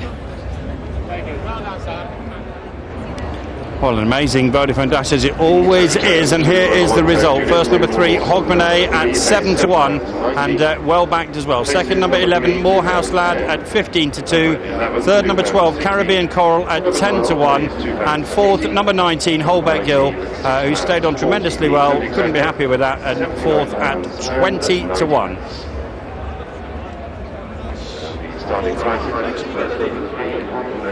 Well, I'm up on board another double-decker with Chris here, who's just been telling me it's his birthday today, and apparently he's 23. I lied, I'm 24. You're 24. Good. Now then, your brother's just had a bit of a big win on Hogmanay there. Yeah, he's not my brother. You know, he's got ginger hair. No, you must be having a cracking time here at Derby Day. Great day, yeah, fantastic, absolutely superb. Yeah, and you've come on board this bus then. Are you all like a party together? What's the story here? The bus is part of Cuddington Golf Club, which comes from Banstead, so it's a day out for us. Cuddington. Yeah, I know, it does come from Cuddington. So, okay. But it's great, superb. Great stuff. Well, I'm just going to have a word now with Norman, who you basically sort out all of these buses here. You've got 18 here today. That must be quite tricky. It is. 16 in here, 2 over in the Tatnam enclosure. It's not too bad. They're good people to work with, the Epsom administration. Yeah. Nice people who hire the buses. And who generally take it, and how does it all work out with accountants, solicitors? They book the space. I have spaces as well, the buses. People are coming from all over: Victoria, Clapham, Reading. We've got hen parties. As I said, solicitors, accountants. Gentlemen just told you it's a golf society. Yeah. Anybody who wants one. It's a great day. And it's beautiful weather for open tops, isn't it, Norman? It really is. Open tops and straw hats. Hey, super stuff. Lovely stuff. Well, that's all for now from down here, but join us soon. We've only got, nearly 40 minutes to go. Can't wait. Indeed, the Derby comes up at 4:20. It's our next race live here on the BBC. Huge crowds here today, and they're all here to see what could be one of the great Derby winners in Authorized. He's got all the credentials to be a top-class Derby winner. Well, one of the best decades for Derby winners was in the 80s, and here are a few reasons why.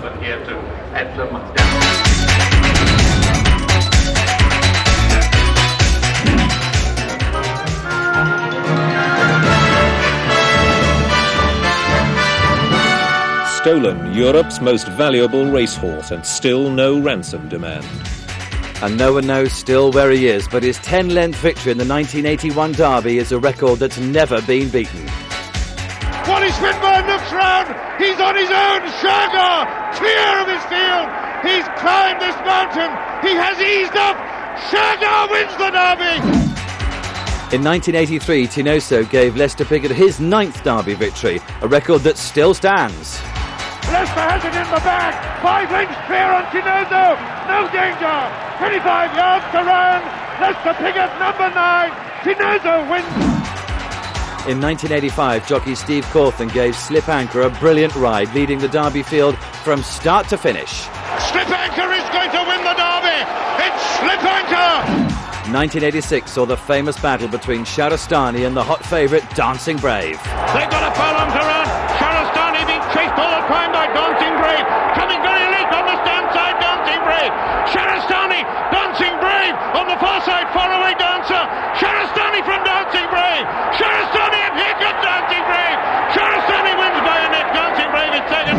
Nashwan was possibly the best horse I ever rode. He won the Derby, and that day he only really had one horse to beat. That was Cacoetes, and he went on and won very, very easily.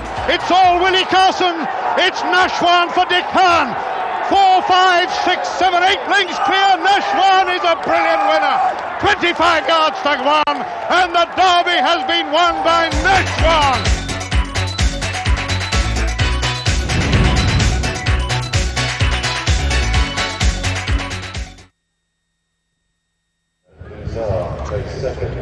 Well, down here in the paddock, no horses here yet, but various owners and trainers just arriving. Marcus Tregonning was just walking up the chute there, smiling away. He's got Akalim will be being saddled, and Aidan O'Brien's runners, we expect at least 7 of them to be saddled way down in the stables over there where it is much cooler. But, of course, this man, Frankie Dettori, is just 40 minutes away from his destiny. When you think about world sport, Colin Montgomery has never won a major, Tim Henman has never won a Grand Slam, Sterling Moss was never world champion, Jimmy White never won at the Crucible, A.P. McCoy has not yet won the Grand National, and so far this man hasn't won the Derby, but he could come off that list very, very soon.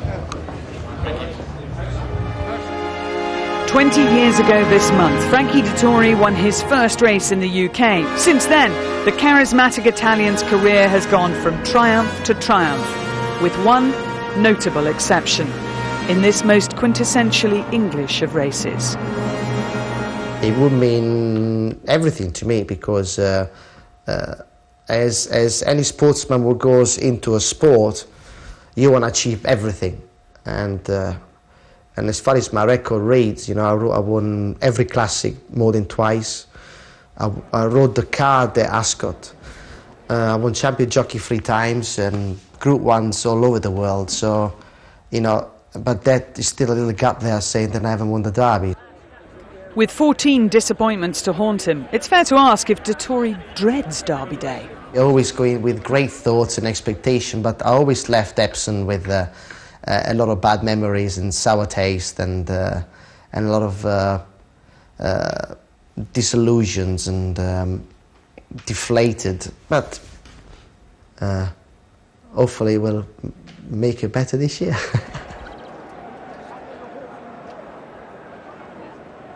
The race itself has been, I've hardly had a bad ride really, but I never won it and never had a horse good enough to win it. But I don't say to myself that I can't do it. I haven't had the chance. And chance is what this is. He was lucky to be on board in the Racing Post Trophy, and it's unusual that Godolphin don't have a strong contender. All along I thought that we had some nice colts, Godolphin, and we were going to have some horses in the Dante and some other trials, but as it happens, nothing materialised, and I got back on Authorized. He won really well, and then the icing on the cake was when Sheikh Mohammed the next morning rang me and he said, listen, I don't think we have anything as good as Authorized, so if you want him, you can ride him, and since that day I don't think I've slept. As far as Authorized is concerned, what makes him right for the Derby? Well, all along he felt like a Derby horse, quite tall and well balanced and with a staying pedigree, and he really progressed through the spring well. He's a horse that is very confident with himself, very well balanced, and he feels the one. The media circus that surrounds Dettori is unparalleled in racing, but the affable Italian is not unduly bothered by the attention. This is a very high-profile horse in probably the most famous race in the world. I'm trying to make myself available to the media and give them their little piece or to the public, and then, obviously, now that all this is out of the way, I can concentrate on the task ahead and focus. Dettori's famous flying dismount has yet to grace the Derby. Is today finally the day? And it's not my first Derby. It's my 15th, so I know exactly what the Derby throws that year. So I'm going to have as many plans as possible in my mind, and like I said, try to do the right thing. And afterwards we may see you jump out of that winner's enclosure. Inshallah, as they say, fingers crossed. Fingers crossed, he says, and Frannie Norton wishing him good luck there, saying, don't you worry about it, let me give you a good luck kiss. Frannie Norton's got the most incredible muscles. He was a good boxer as well as being a decent jockey. But you can see how much support there is for Frankie Dettori, because everybody knows the pressure is on him. There is Authorized. He was the first horse into the paddock here. He is quite warm, and he is a fractious individual, as many horses are who are side by Manger. We saw it yesterday with Scorpion. Didn't stop him going on and winning the Coronation Cup. But Peter Chapple will put the saddle on him, and hopefully the horse will just keep the lid on his temperament and get down to the start all right, and everything should be okay. But Frankie Dettori, well, he's only had to wait 14 rides if he gets it right today at the 15th occasion. Sir Gordon Richards, who was the most famous jockey of his era, took 28 attempts to win the Derby. He finally did it in 1953 on Pinzer. Coming to the front. Can this be Sir Gordon Richards' Derby? It looks like it. He's 2 lengths clear. Oriole challenging for second place. Sir Gordon Richards is coming past the post. 50 yards to go. Tremendous steering. Sir Gordon gets his first Derby at the post. Pinzer. And the amazing part of that story was the Queen, who's here in the paddock, owned the second horse, Oriole. That was Coronation year. That was the closest she came to winning the Derby, and she still comes back every year to have a close look at these horses. She loves to see them early on, cast her expert eye over them, and I wonder what she thinks of the favourite and of the others, Willie. Well, you better go over and ask her. Yes, that may be beyond me, I'm afraid. But there really is a wonderful feeling of tension in here. It's quiet. Very quiet. Everybody's worrying, talking. There's mumbling in the background, but all the people who are in the paddock are keeping quiet, and they're sort of watching all these marvellous thoroughbreds walking around this parade ring. And as you can see there, Authorized behaving himself impeccably. He's got a Chiffney in. 11 to 10 against. That's the latest price. 11 to 10 against. I thought he'd be odds on. He's drifting a bit. Well, let's just get a line from Angus, because Angus, that price that's just come up there has surprised me. Well, it surprised me in a way, Clare, but it's opened up 11 to 10. I think what the feeling here is that the bookmakers on the track have no liability. They've just priced it up. I'm not sure how long it'll last. Bear in mind what I reported at lunchtime, that there were some hefty bets at even money, including a £500,000 one, a £25,000 cash one with the Betfred shop in Bournemouth, and 50,000 with Victor Chandler. How long will it last? I don't know, but that is the current price, and it is the first show. So if you want to back it now, it is 11 to 10. Archipenko is 8 to 1. Eagle Mountain is 9 to 1. Aqualim is 11 to 1. Admiral of the Fleet is 16 to 1. Locarno, there's been really interesting each way support all day for that one. And just in the last few minutes, Soldier of Fortune has been backed from 20s into 16s. Marlow was the morning gamble of the outsiders, price-wise in the Racing Post, who are having such a good run on Saturdays. They backed that one, and it was backed in from 50s to 25, and it's 20s on the track. The rest of them, they're the big outsiders, and they'd be the real shock results in this year's Vodafone Derby. But it centres around Frankie Dettori. It centres around a favourite. Will it go off odds on? I'm still not sure. At the moment, it's odds against, 11 to 10. Well, the jockeys are going to pose for a photograph before they come out of their changing room. You can see there are all the jockeys who are going to be riding in this year's Vodafone Derby. The trainers have done everything they can to get the horses to peak at the right time. Now it's down to these guys. There's Frankie at the back of them all, Johnny Murter in front of him, Pat Smullen, Martin Dwyer there to the left, Richard Hill's in front, another man who has yet to win the race in 12 attempts so far. And they will soon be putting on their hats and making their way out to the paddock. Meanwhile, Peter Chapple Hyam just putting the finishing touches to Authorized. I think the horse has settled down, actually, since he's gone in there to be saddled. He looks absolutely fine. Let's take a check on the field then for the 2007 Vodafone Derby. 17 of them for the big one, the Vodafone Derby, a mile and a half, and this classic, the most coveted prize in flat racing. Let's have a look now at the runners and riders. Number 1 is Acapulco, one of 8 runners in the race, saddled by Aidan O'Brien. This was said to be the key Ballydor chance a few weeks back. That was before defeat at Newmarket. Number 2 is Admiral of the Fleet, a winner of Chester's D Stakes, and a second ride in the race for Seamus Heffernan. Number 3 is Anton Chekhov, winner of the Prix Ocar at Longchamp in Paris, and Declan McDonough having his first ride in the Derby. Number 4 is Akalim, a fast improver, trained by Marcus Dragoni, last year's winning trainer, and Richard Hills having his 13th Derby ride. Take out 5, down to number 6, Archipenko, and this is considered by some to be the number 1 chance for Ballydoyle and Aidan O'Brien. Mick Cannan takes the ride. Number 7 is Authorized. Well, Frankie, can he do it at the 15th attempt? We'll soon see. This was very impressive, winning the Dante Stakes. 8 is Eagle Mountain, trained by Aidan O'Brien. Johnny Murter takes the ride, and he's having his 11th ride in the race. He's won 3 of them so far. Take out 9. 10 is King Mambo, a second to Light Shift at Newbury recently. That puts him in with a bit of a chance. That was the Oaks winner. 11 is Leander, a real outsider, 100 to 1 chance here, ridden by Mark Gallagher from Singapore. Number 12 is Locarno. Well, every year there's one that improves dramatically and late. This horse won a listed race at Newmarket only last Saturday. He's really fancied by some. 13 is Marla. Both his wins have been on good to firm ground, so good news that it's drying up here at Epsom. 14 is Patara Bay. This actually defeated Salford Mill in the Fielden Stakes at Newmarket. 15 is Regime, winner of the Sandown Classic Trial, and a horse well regarded by Martin Dwyer, who won last year's race. 16 is Salford Mill, a big improver and the apple of his trainer's eye, and he wanted the ground to dry up, and indeed it has today. 17 Soldier of Fortune, another one of the O'Brien Raiders. This one won the Chester Vase and really fought well to the death to get up and win narrowly. 18 is Strategic Prince, 8th in the 2,000 guineas. Last year was 3rd in the Dewhurst Stakes. He could be a lively outsider. 19 is Yellowstone, who's the 8th of the O'Brien contingent, and this was 2nd in the Derrinstown Derby trial.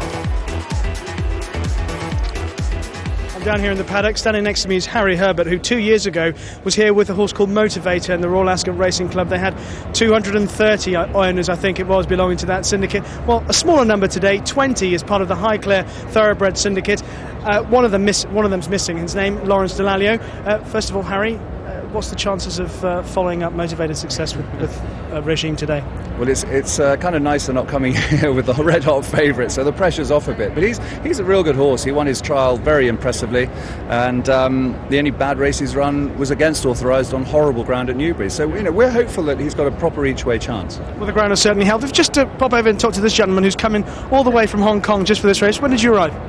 Sorry? When did you arrive? Arrived on Thursday. So you've come over for this race. You live in Hong Kong, but you've come over just for this. Did Harry tell you come over and be in the winner's enclosure after the race? Absolutely, yes. He's a very confident young man. And you, young lady, because I was just chatting to you a few moments ago, you've nicknamed the team. What are you calling yourselves? Regimites. The Regimites. And you're going to be shouting Regimites? Yes, the winning Regimites, hopefully, but as long as it runs well. I hope it runs well for you. Good luck to you all.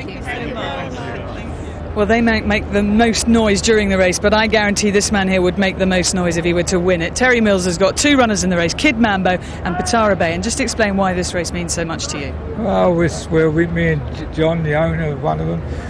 We see it when we was kids, was here when we was 4 or 5. And it means a lot. We desperately want to win it, desperately. Because you're a proper Londoner, and this is a Londoner's day out. Yeah, we come from Camberwell, John comes from New Crossway. Yeah, this is a London's day out. And it used to be, mind you, it's a bit different now. Well, everybody's here today. There's a huge crowd. Yeah, big crowd, big crowd. Yeah. Now, Patara Bay is owned by Mrs. Slavika Eccleston, Bernie Eccleston's wife, but is John the other owner? John's in it all, yeah. John's involved with it all, yeah, which is, yeah.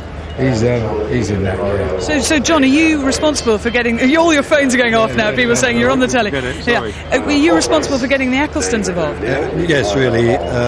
It's the first time he's ever been involved in a horse, and he said that he'd like to get involved, and then I thought he was kidding, but he was serious, and then we've got 3 actually now. We've got 3 horses that he's involved in. Now, Patara Bay is a big price, I think around about 80 to 1. Kid Mambo is a big price too. You expect Kid Mambo maybe to be out there making the running, but Patara Bay, you think an awful lot of him. Oh, it'd be a great deal. Take the last race away. When we got him back, he ran on the Saturday at Sandown, got him back, scoped him on the Monday, he's rotten dirty. Had to be a lot to say for that. And don't forget Kid Mambo, he's no 150 to 1. The Oaks winner yesterday beat us a short head at Newbury, so he's entitled, he's no 150 to 1. Watch. Okay. Watch the race. We will watch and learn. Thanks, Terry. Good luck. God bless you. Thank you.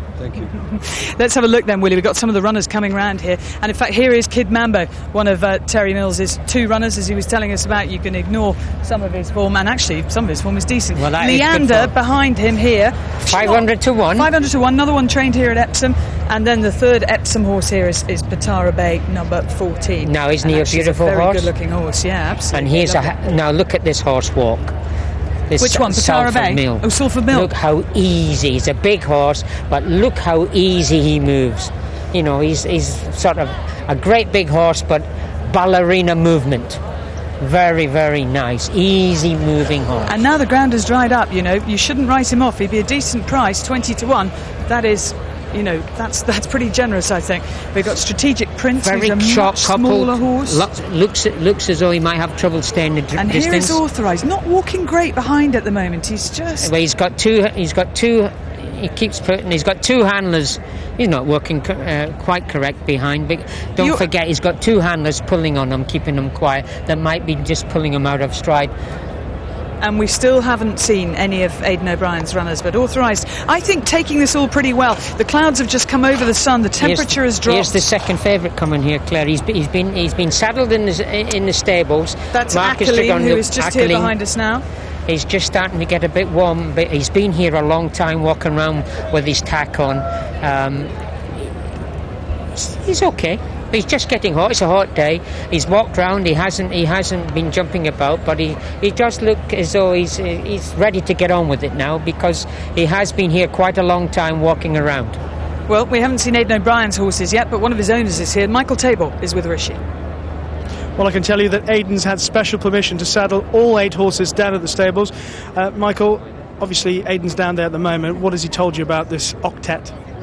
Well, he thinks all 8 have got a chance, otherwise they wouldn't be running. Having said that, there can only be one winner.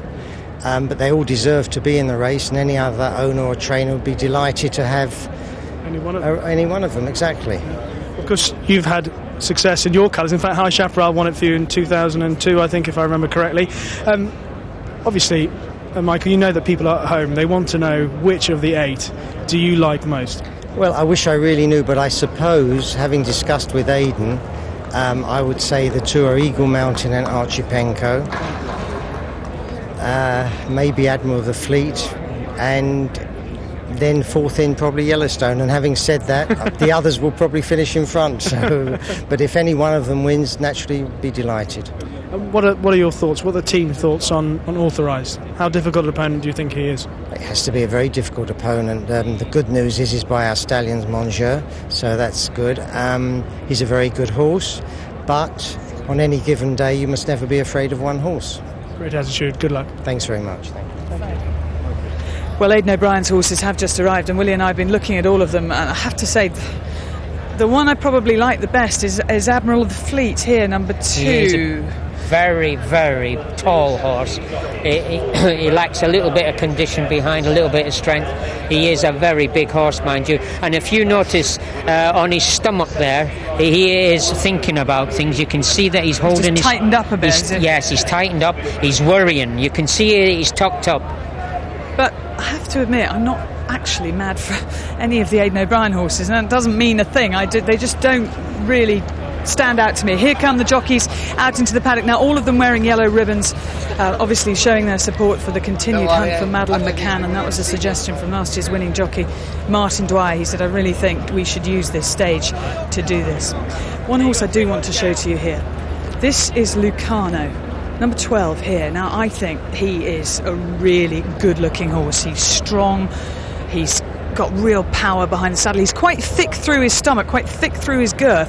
Hasn't got a lot of experience. He ran only 7 days ago, won very impressively. Very, very impressively indeed. The race might come a little bit quick for a great big horse like he is.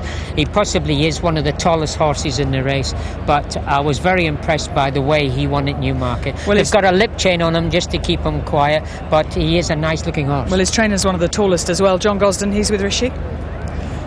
Yeah, he's making me look like Willie standing next to you, Claire. Go the other way. That's much better. John, you've been in this position before with an improving young horse going into the Derby. Of course, Benny the Dip had more solid credentials when he won it in 1997, but this Lucano is improving quite quickly. Yeah, he's a similar horse profile to Tamur, who was second to Lamtara with Frankie on board. And he's a nice horse, he's going the right way. They've got to handle a track, you know. There were 5 excuses for the last race the horses didn't handle a track. And they've got to come downhill. The favourite's exceptional. He's impossible to oppose, but he has still got to handle the hill. I think he will, the way he travels. I think Frankie, as long as he's... They say it's 8 Irishmen against 1 Italian. It could be tricky out there. But I've just saddled up with Aidan O'Brien's and come up with them. Some very nice horses amongst them. I like Regime a lot. I think he looks very well. He's a horse that I think will stay the distance and get a piece of it. But overall, it's a fabulous race with one exceptional horse in it. Clare and Willie were very impressed with the way your horse looks in terms of his physique. We talked about him handling the conditions here. What about the ground out there? Because obviously he's had a bit of experience at Newmarket last time when the Spirit Yeah, the ground's fine. There's no excuse for anybody. I've walked it this morning. It's dried up a little bit since. It's good ground all the way up the back straight, right to the top of the hill. You come down the hill into the straight, yeah, it's good to soft. And good to soft patches. It's not an excuse. No, the horse is fine, but you've got to handle the contours of Epsom. You rise 110, you drop 110, you rise 50, and you go left-handed, you go right-handed, you go up, and the camber's the wrong way. So you've got to be well balanced. He's a big horse. You might argue there's a lot of daylight under him, but we'll see. It's only one Derby. Give it a go. Good luck. Thank you. Well, here is a sight we've never seen before. 8 jockeys all riding for the one trainer. Mick Cannan on the left there talking to Michael Tabor. He's on board Archipenko. But you could see all of the others lined up. They've all had their instructions already. They were talking to Aidan O'Brien early on. It's Pat Smullen in the pink who rides Marla. And closest to us with the white cap is Colin O'Donoghue, who's going to be on Yellowstone. Now, there was another horse that Willie and I really liked. They're getting them into numerical order now. We'll just show you Authorized because he's right here behind us, and I think he's handling this pretty well, it has to be said. I think, particularly for a Mongeur colt, he's calmed down since he first came into the paddock. He seems to realise it's a big day, and he's actually all right, you know. He looks very, very well, looks fit, tuned to the minute, and he is the hot favourite, but Just coming behind us now, this is Archipenko, who Mick Kinnan will be getting on board. He's gotten very warm. He's just breaking out. He's just breaking out. Authorized is going to slot in behind him. Then we have Eagle Mountain, but the one we really liked was Regime. He looks Number terrific, 15. Regime. He's going to be right back in the list here a fair bit. We'll try and pick him up for you on a camera, but he's Number 15, quite a small, round horse. He's Yes. a real little powerhouse, isn't he, Regime? And he looks the part. He's well muscled, and he's taking it. These preliminaries. He'll come through in just a moment. There goes Lucano. This is Marla, who's had each way money, and behind him, that's Patara Bay, and here comes Regime.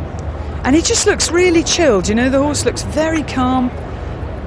Yeah, he's got his head down. He's got his head in the right position. See how low his head is when he's walking? Not a bit of sweat anywhere.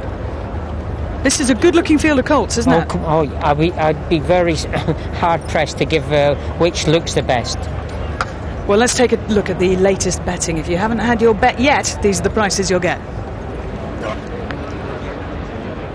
Well, thanks, Claire. And it's hard to see how Authorized is going to start odds on now, purely because on the betting exchanges, it's holding up to really good money at just under 5 to 4. 2.2 is the price there. It can't really, I think, shorten too much more. 11 to 10 here on the track.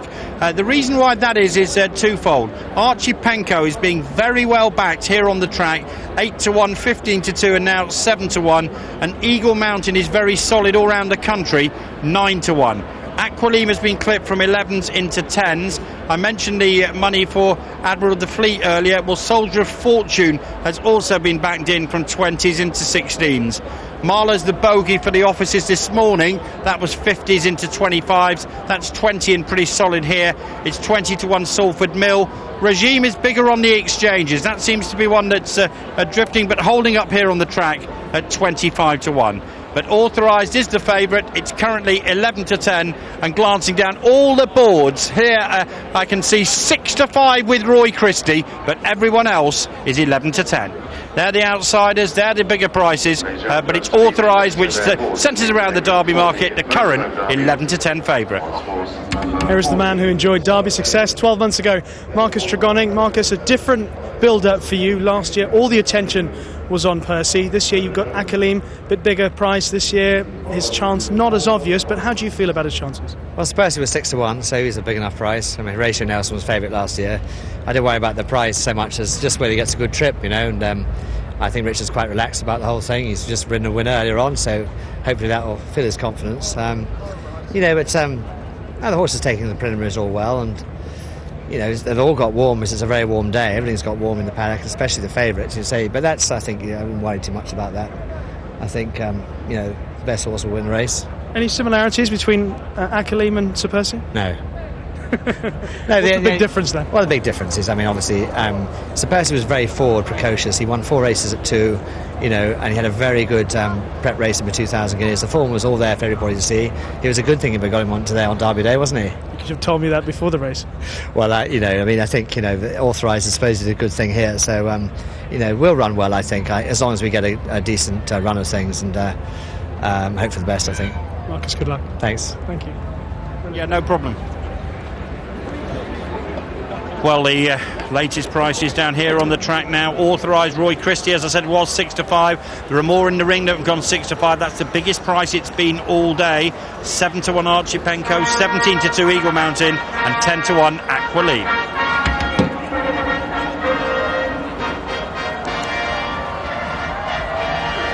Well, out here on the racecourse, the fanfare sounding now because the runners for the 2007 Vodafone Derby are about to make their way out onto the course. They will parade in front of the grandstand and then canter all the way down to the 1.5-mile start, and they are led by Acapulco, trained by Aidan O'Brien, the first of his 8 that you will see now, the first ride in the Derby for Fran Berry. Behind him is Admiral of the Fleet, Shamie Heffernan, having his second ride in the Derby. This horse looked all right when he won the D Stakes at Chester. Number 3 is Anton Chekhov, another first ride here for Declan McDonough, followed by Akalim, a 13th ride in the Derby for Richard Hills. Came close with Saki but hasn't won it yet. His trainer Marcus Tregoning did last year. Akalim here. His trainer Marcus Tregoning did last year with Sir Percy. Behind Akalim is Archipenko. Mick Kinnan taking the ride on this horse. And Mick Kinnan won this on Commander-in-Chief and Galileo. And behind him is the favourite, Authorized. Frankie Dettori, as you know by now, Frankie has had 14 rides in the Derby. He's come close, but he hasn't won it. Peter Chapple, Hyam has, with Dr. Devious. This is the favourite. Behind him is Eagle Mountain, ridden by Johnny Mercer. Eagle Mountain we seem to have lost there, but anyway, here is Kid Mambo for Terry Mills. The last Epsom trained winner at Epsom was in 1932. Leander is another one who comes from Epsom. Brett Johnson from New Zealand. Mark Gallagher, the jockey, an Australian based in Singapore. Big outsider is Leander. Number 12 is Lucano, one of the most inexperienced horses in the field, but beautiful horse to look at. He only ran last weekend, owned by George Strawbridge and trained by John Gosden, who won the Derby with Benny the Dip. Steve Dran has his second ride in the Derby. Number 13 in the pale pink colours is Marla, Pat Smullen, who's won an Irish Derby, an Irish 2,000 guineas and an Irish St Ledger, 3 of them in fact, but not the Derby, and Marla was tipped up at 50-1 in the paper today. Behind him, Patara Bay, owned by Mrs Bernie Eccleston, trained by Terry Mills, very well bred, and they think an awful lot of him. Number 15 is Regime, who I thought stood out in the paddock, is taking it all extremely well, won the Sandown Classic trial. Martin Dwyer on board, who won last year on Sir Percy, and Michael Bell, the trainer who trained Motivator to win this 2 years ago. Behind him is Salford Mill, David Ellsworth, who has trained a Gold Cup and a Grand National winner. Could he now add the Derby to that list? Ted Durkin on board, won the Oaks yesterday on light shift. Soldier of Fortune is right behind that. Wayne Lorden having his first ride in the race. The Chester Vase winner, one of the 8 for Aidan O'Brien. And next up is Strategic Prince. They waited until today. They have decided to take their chance because the ground is drying out. He finished 8th in the Guineas, and Paul Cole, his trainer, won this race with Generous in 1991. And finally, bringing up the field and making up the octet for Aidan O'Brien is Yellowstone, who finished second to Archipenko in the Leopardstown Derby trial. A first ride for Colm O'Donoghue. And Eagle Mountain there, we missed him in the parade, but have a good look at him now. That's Eagle Mountain. Johnny Merter, who won this race on Sindar, High Chaparral and Motivator, is the ultra-experienced jockey on board because he is the most successful current jockey riding in this year's race.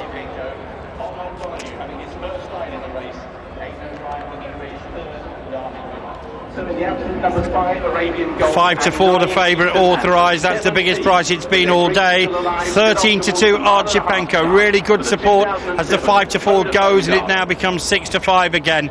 Eagle Mountain 8-1, Aqualim 10-1. Soldier of Fortune is the interesting one. That's now 14s, having been 20s. Lucano continues to be pretty solid at 16s. Marla 20-1. Authorized has touched 5 to 4, but he's 6 to 5, and that is the price it is with every rails bookmaker at the moment.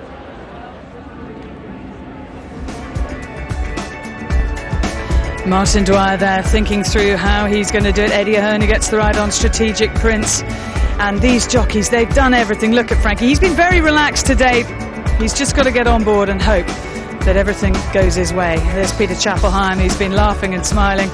And John Gosden, who saddles Lucano. This is going to be such a fascinating tactical race with these 8 jockeys all riding for Aidan O'Brien, and so many of them who've never ridden in the Derby before. Will Frankie Dettori get the gaps when he needs them? We are going to find out very, very soon, because the trainers have done everything. The stable staff have let the horses go. It's all down to the jockeys now, and it will be in their hands whether they experience glory or defeat today. Authorized making his way down to the start, and he looks like he's got him perfectly under control. And these were Frankie's thoughts on the Derby. He's a horse that is very confident with himself, very well balanced, and he feels the one. He's good. I haven't seen him just as well because I'd start getting worried, but the boy said everything's tickety-boo. He's open to improvement. He's rated 113. He's only rated officially £3 behind odds-on favourite, so you never know. But no, he's certainly got, I'd say there's a few bit more experience, but him and Aqualine, I suppose, are the 2 most unexposed horses. I mean, I think he'll handle a track, but, I've got an inside draw, which is hard, as in that, there's going to be a rough race, and we're going to need a lot of luck. The horse has shown a little bit of form on the racecourse, so it's a home track. Probably never ever get another chance for the race again. And I just hope he's 110% fit and just hope he doesn't disgrace himself. This is the course they take. It's one of the most difficult courses anywhere in the world. 1.5 miles, they're climbing uphill all the time. You see the contours there, the highest point there, down to Tattenham Corner. sweep into the straight, and then 3.5 furlongs right up to the finish. A very, very demanding 1.5, and it needs a real athlete. Well, we're all crammed here in at the bottom of Tattenham Corner. I tell you what, it's feeling pretty tense. We've just seen there all of the horses canter up to the start. Liam, this pretty hard, tight, tense stuff, isn't it? Yeah, it is. Just mine's staying calm, so quite happy with that. And yours is which one? Admiral of the Fleet. So. Admiral of the Fleet. Yeah. You've got Eileen next to you as well. Eileen, which one have you gone for? Have you just seen your horse canter up? I've gone for Eagle Mountain. OK, well, there we are. It's all hotting up here. Yeah, at the moment. Authorized there on his way down to the start. Willie, what do you think? Well, obviously, if everything goes 100%, he's going to win. But, of course, everything has to go correct for him. And that's why Dettori has been given the ride on this horse, because you always put the best horses on, the best jockeys on the best horses. And that's what exactly has happened here.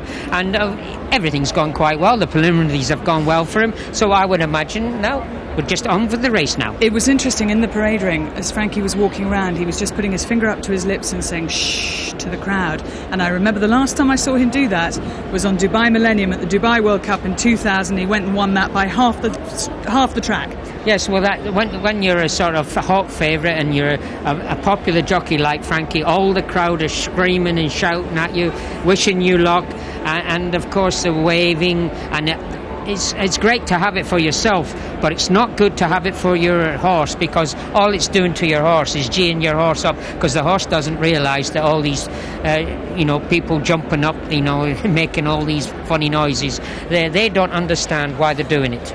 There's been a lot of money for Eagle Mountain, number 8 there in the background, a horse who ran pretty well in the 2,000 guineas, finished 5th in that. He is getting very warm, significantly warmer actually than Authorized.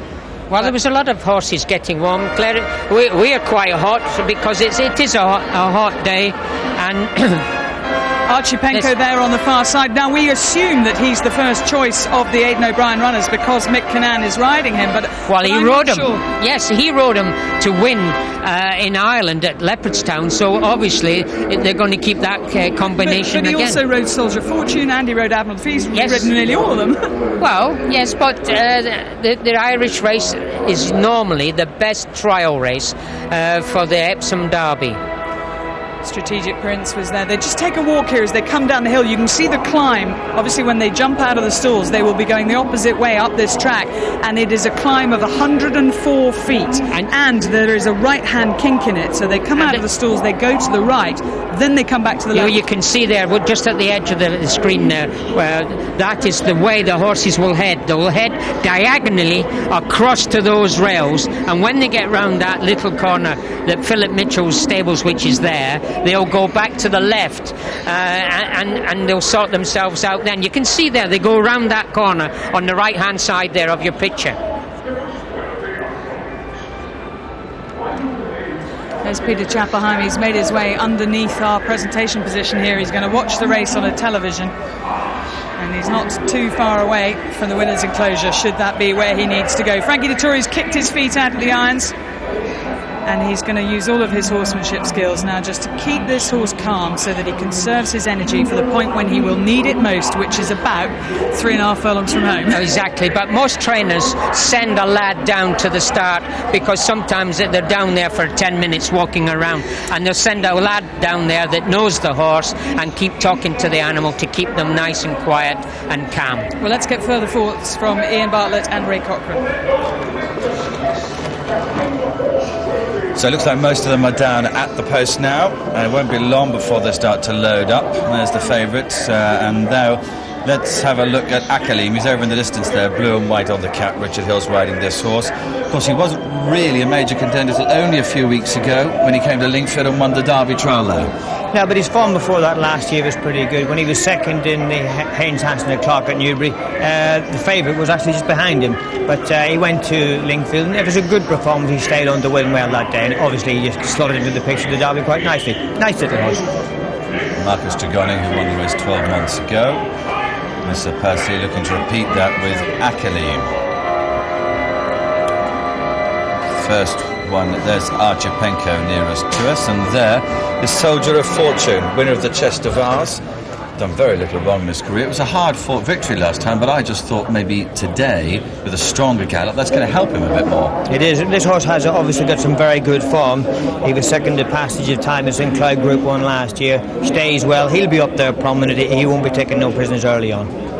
It's a 14-1 chance. And a few of them got warmed out the post, but that's only to be expected. It's a very hot afternoon. Very expected. They've just cantered. They've had a nice parade up around the stands, and they've cantered a mile and a half all the way to the start. I mean, if they weren't sweating, they'd be made of concrete, I should think. There's another one that won at Chester, Admiral of the Fleet. Now, he won the D Stakes, which amongst others has produced Oath in recent seasons. Won that very well. Step up in trip today, so an extra 2 furlongs to go. Yeah, it looks like the step up in trip will more likely suit him. The only thing is he has to prove it on his pedigree. He will definitely get the trip. He won the Royal Lodge last year, very tough on a horse. 14-1 chance he is at the moment. There is the favourite, Authorized. I'll let viewers into a secret. You went out to have a special look at him on the way down to post.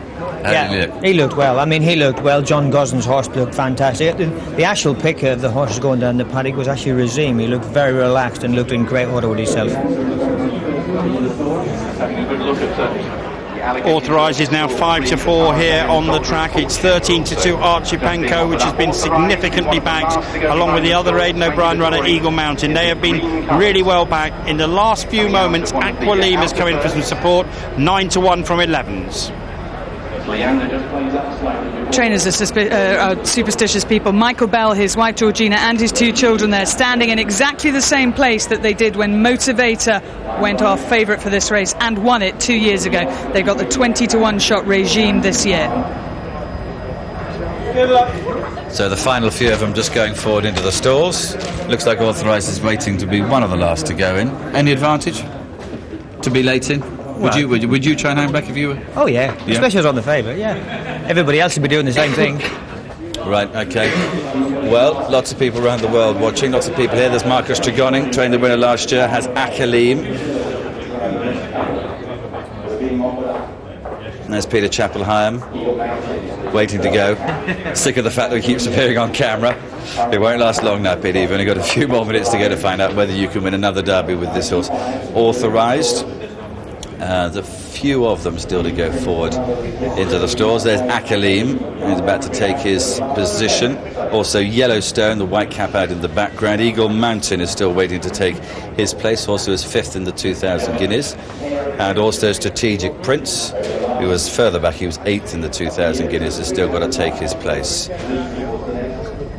Yellowstone just moving forwards. Authorised and 2 more behind them. Yellowstone apparently it's a 20-1 chance now from 33s. So some late money for him.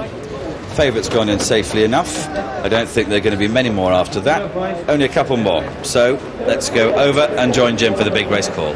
Well, Authorised is going to be sent off favourite, but at 5-4, a little bit longer than many people anticipated.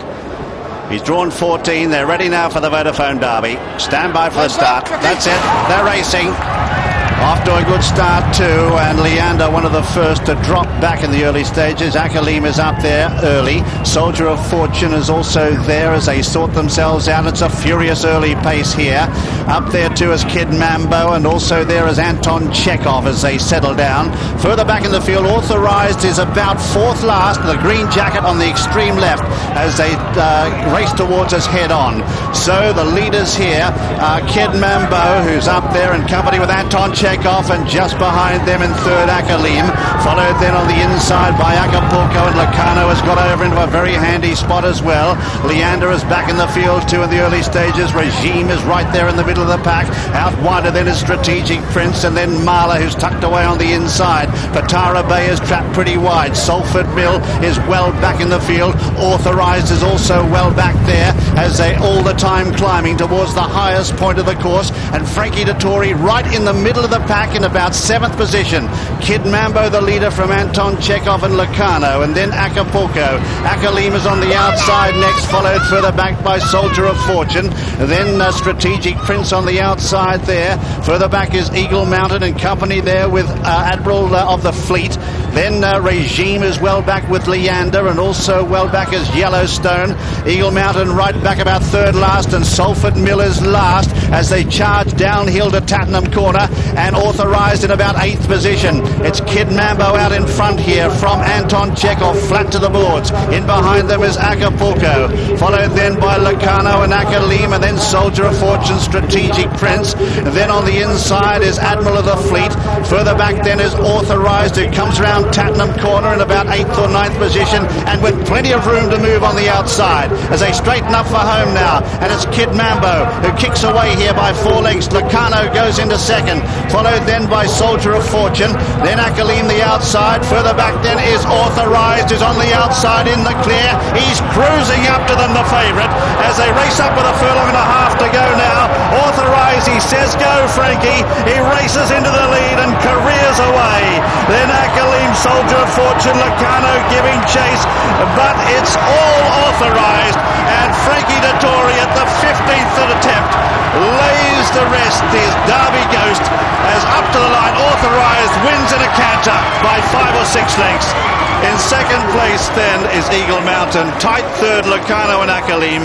Behind them, back in the field, is Soldier of Fortune. Salford Mill made up ground. Then Kid Mambo, who tied last across the line, is Archipenko. But the winner is number 7, Authorized, ridden by Frankie Dettori, who has finally landed the Derby. And there's Peter Chapple, Hyam, his second Derby winner, and what a comeback for this man. But here is the horse, Authorized, and you have to give it to horse and rider. Both of them rose to the occasion, and Frankie Dettori, he came there cruising on the outside. Imagine his feelings at that stage. And Peter Chapple, Hyam, who's been so confident all along about this horse and has prepared him in a magnificent way. And there's Frankie. He has finally won the Derby, and Richard Hill's congratulating him. But Authorized has won it. Let's check the 1, 2, 3, 4. First Authorized, second Eagle Mountain, third is Akalim, and fourth Locarno. In fifth the Soldier of Fortune. There's Authorized. Look, he's won by a street. In second place is Eagle Mountain. Third then is Akalim. Fourth is Locarno. Both good runs. Soldier of Fortune next. Salford Mill. Then Kid Mambo. Then Yellowstone. A gap then to Acapulco. Crosses the line there in company there with Admiral of the Fleet. And a gap then to Mala. Well, racing has got the story it desperately wanted, and this man has got the prize. What a fantastic performance from Authorized. The crowd were on their feet applauding this horse from fully a furlong from home. He came up so smoothly. He was imperious in the way he's dismissed the field here. And I tell you, you will not be able to control Frankie Dettori now. This is Peter Chapple, Hyam, watching the race, and he knew a long way from home that he had it won. He has his second Derby in the bag, having won it with Dr. Devious. He has done it with the hot favourite here, Authorized. Look at him.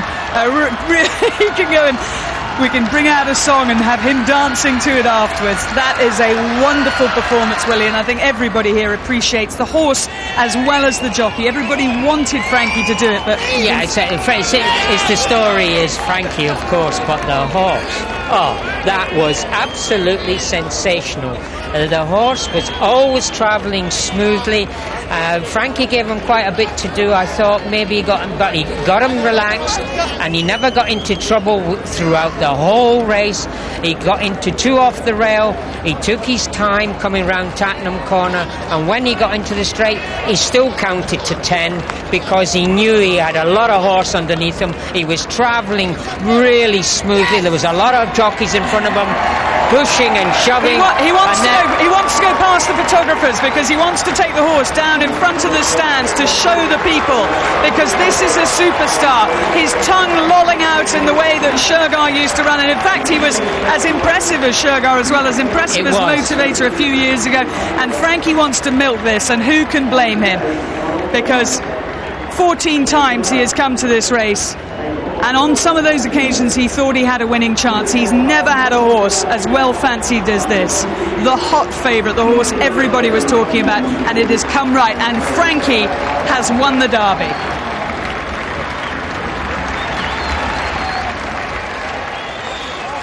And here he is. He comes back to these packed stands and the packed downs, and everybody saying the same thing. It's Frankie's Derby. But full credit to this man, Peter Chapple Hyam. What a comeback it is for him after being in the wilderness in Hong Kong for 5 years. He returned a disappointed man, but has come back in triumph. 5 lengths, the winning distance, and here he is, saluting these packed stands, and a royal seal of approval as well. Here he is. How big will this be for Flying Dismount?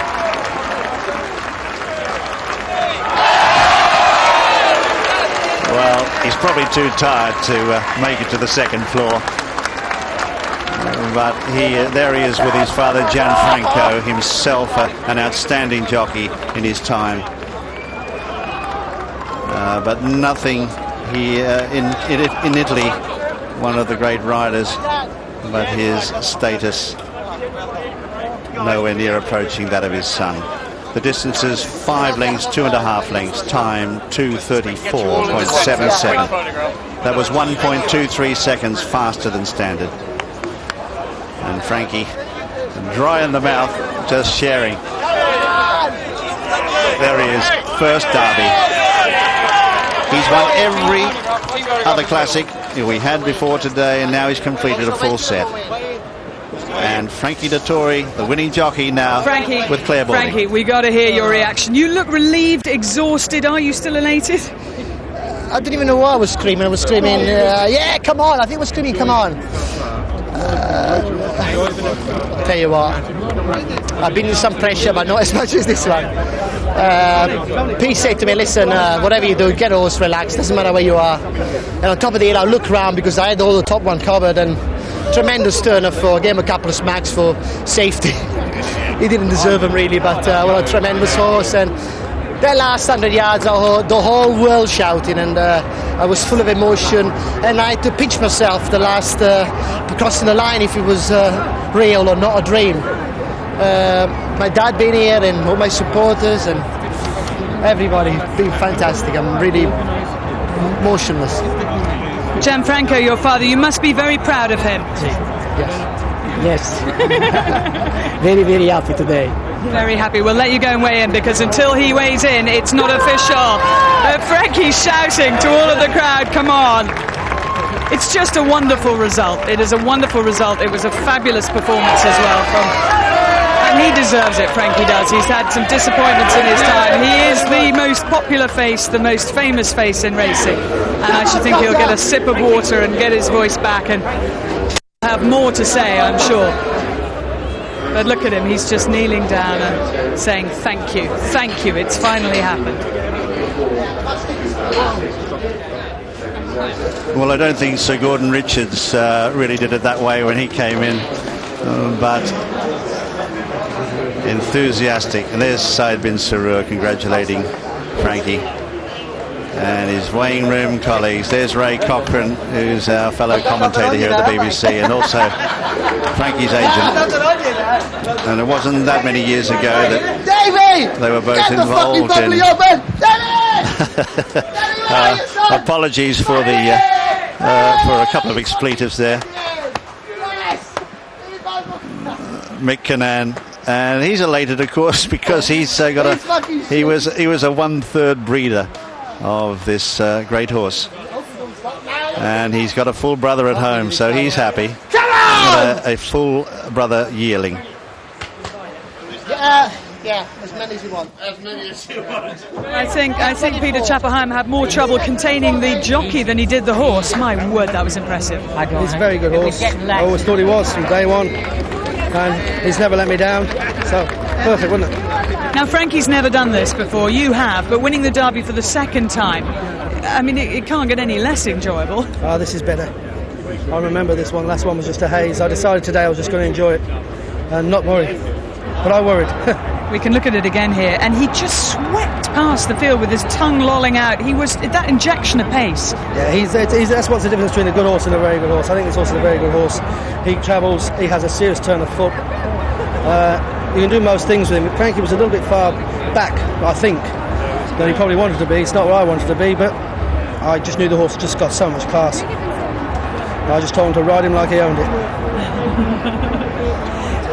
This is Frankie's reaction afterwards, getting congratulations there from Martin Dwyer, who's been winding up mercilessly since last year, because Martin won it last year, milking the applause from the crowd. And this is the thing, to enjoy the moment, you have to enjoy it, don't you? You do. Last time, as I said, it was just a haze. I just couldn't believe it, but today I decided I was just going to enjoy it and have some fun. And it's not about me, it's about the horse. It's about everyone at home. Everyone at home. This is their day. This is your reaction. This was you watching. You knew so far out you could run out and cheer him home. Yeah, it was fantastic. But as I say, this is for everyone, not just me. It's a big, big team that go into this. Oh, lovely picture. My mother's going to be so happy. Listen, Pete, couldn't be more happy for you. Well done. Neither could I. Thank you very much. I'm with the winning owners now. To my right, Salah Al Hamezi, and on my left, Imad Al Saga. First of all, Salah, saw you last Sunday down at Peter Chapple's Hyam yard. Yes. You were pretty confident then. Yes. Well, everything was fine, and the horse was in great form. And we just hope for some luck, and thanks to God, today it happened. A very lucky owner. Thank a you. Rafa amongst other good horses you had last year, but nothing can beat a Derby winner. No, nothing. I always dreamt to win this race, and thanks to God it happened today. And it's very nice to see Frankie wins his Derby. It's very nice. Yeah, Imad, what's it like having Frankie being your jockey? Well, it's a dream came true, and he did a fine job, excellent ride, and he accomplished it. And what about the trainer, Peter Chapple Hyam? Let's He not forget did, what a of magnificent course. job he's done. Definitely, Peter have done a great job in the preparation stage, and he brought the horse spot on to the Derby, and he did it. Many congratulations to you both. Thank you very much. Well, Authorized has finally won the Vodafone Derby for Frankie Dettori, the 5-4 favourite, beating Eagle Mountain second at 6-1 and Aqualim third at 9-1. It was an impressive 5-length triumph for Dettori and Peter Chapple Hyam, who's won the Derby before. But Authorized lands a public gamble, really, and returns the biggest price it was all day.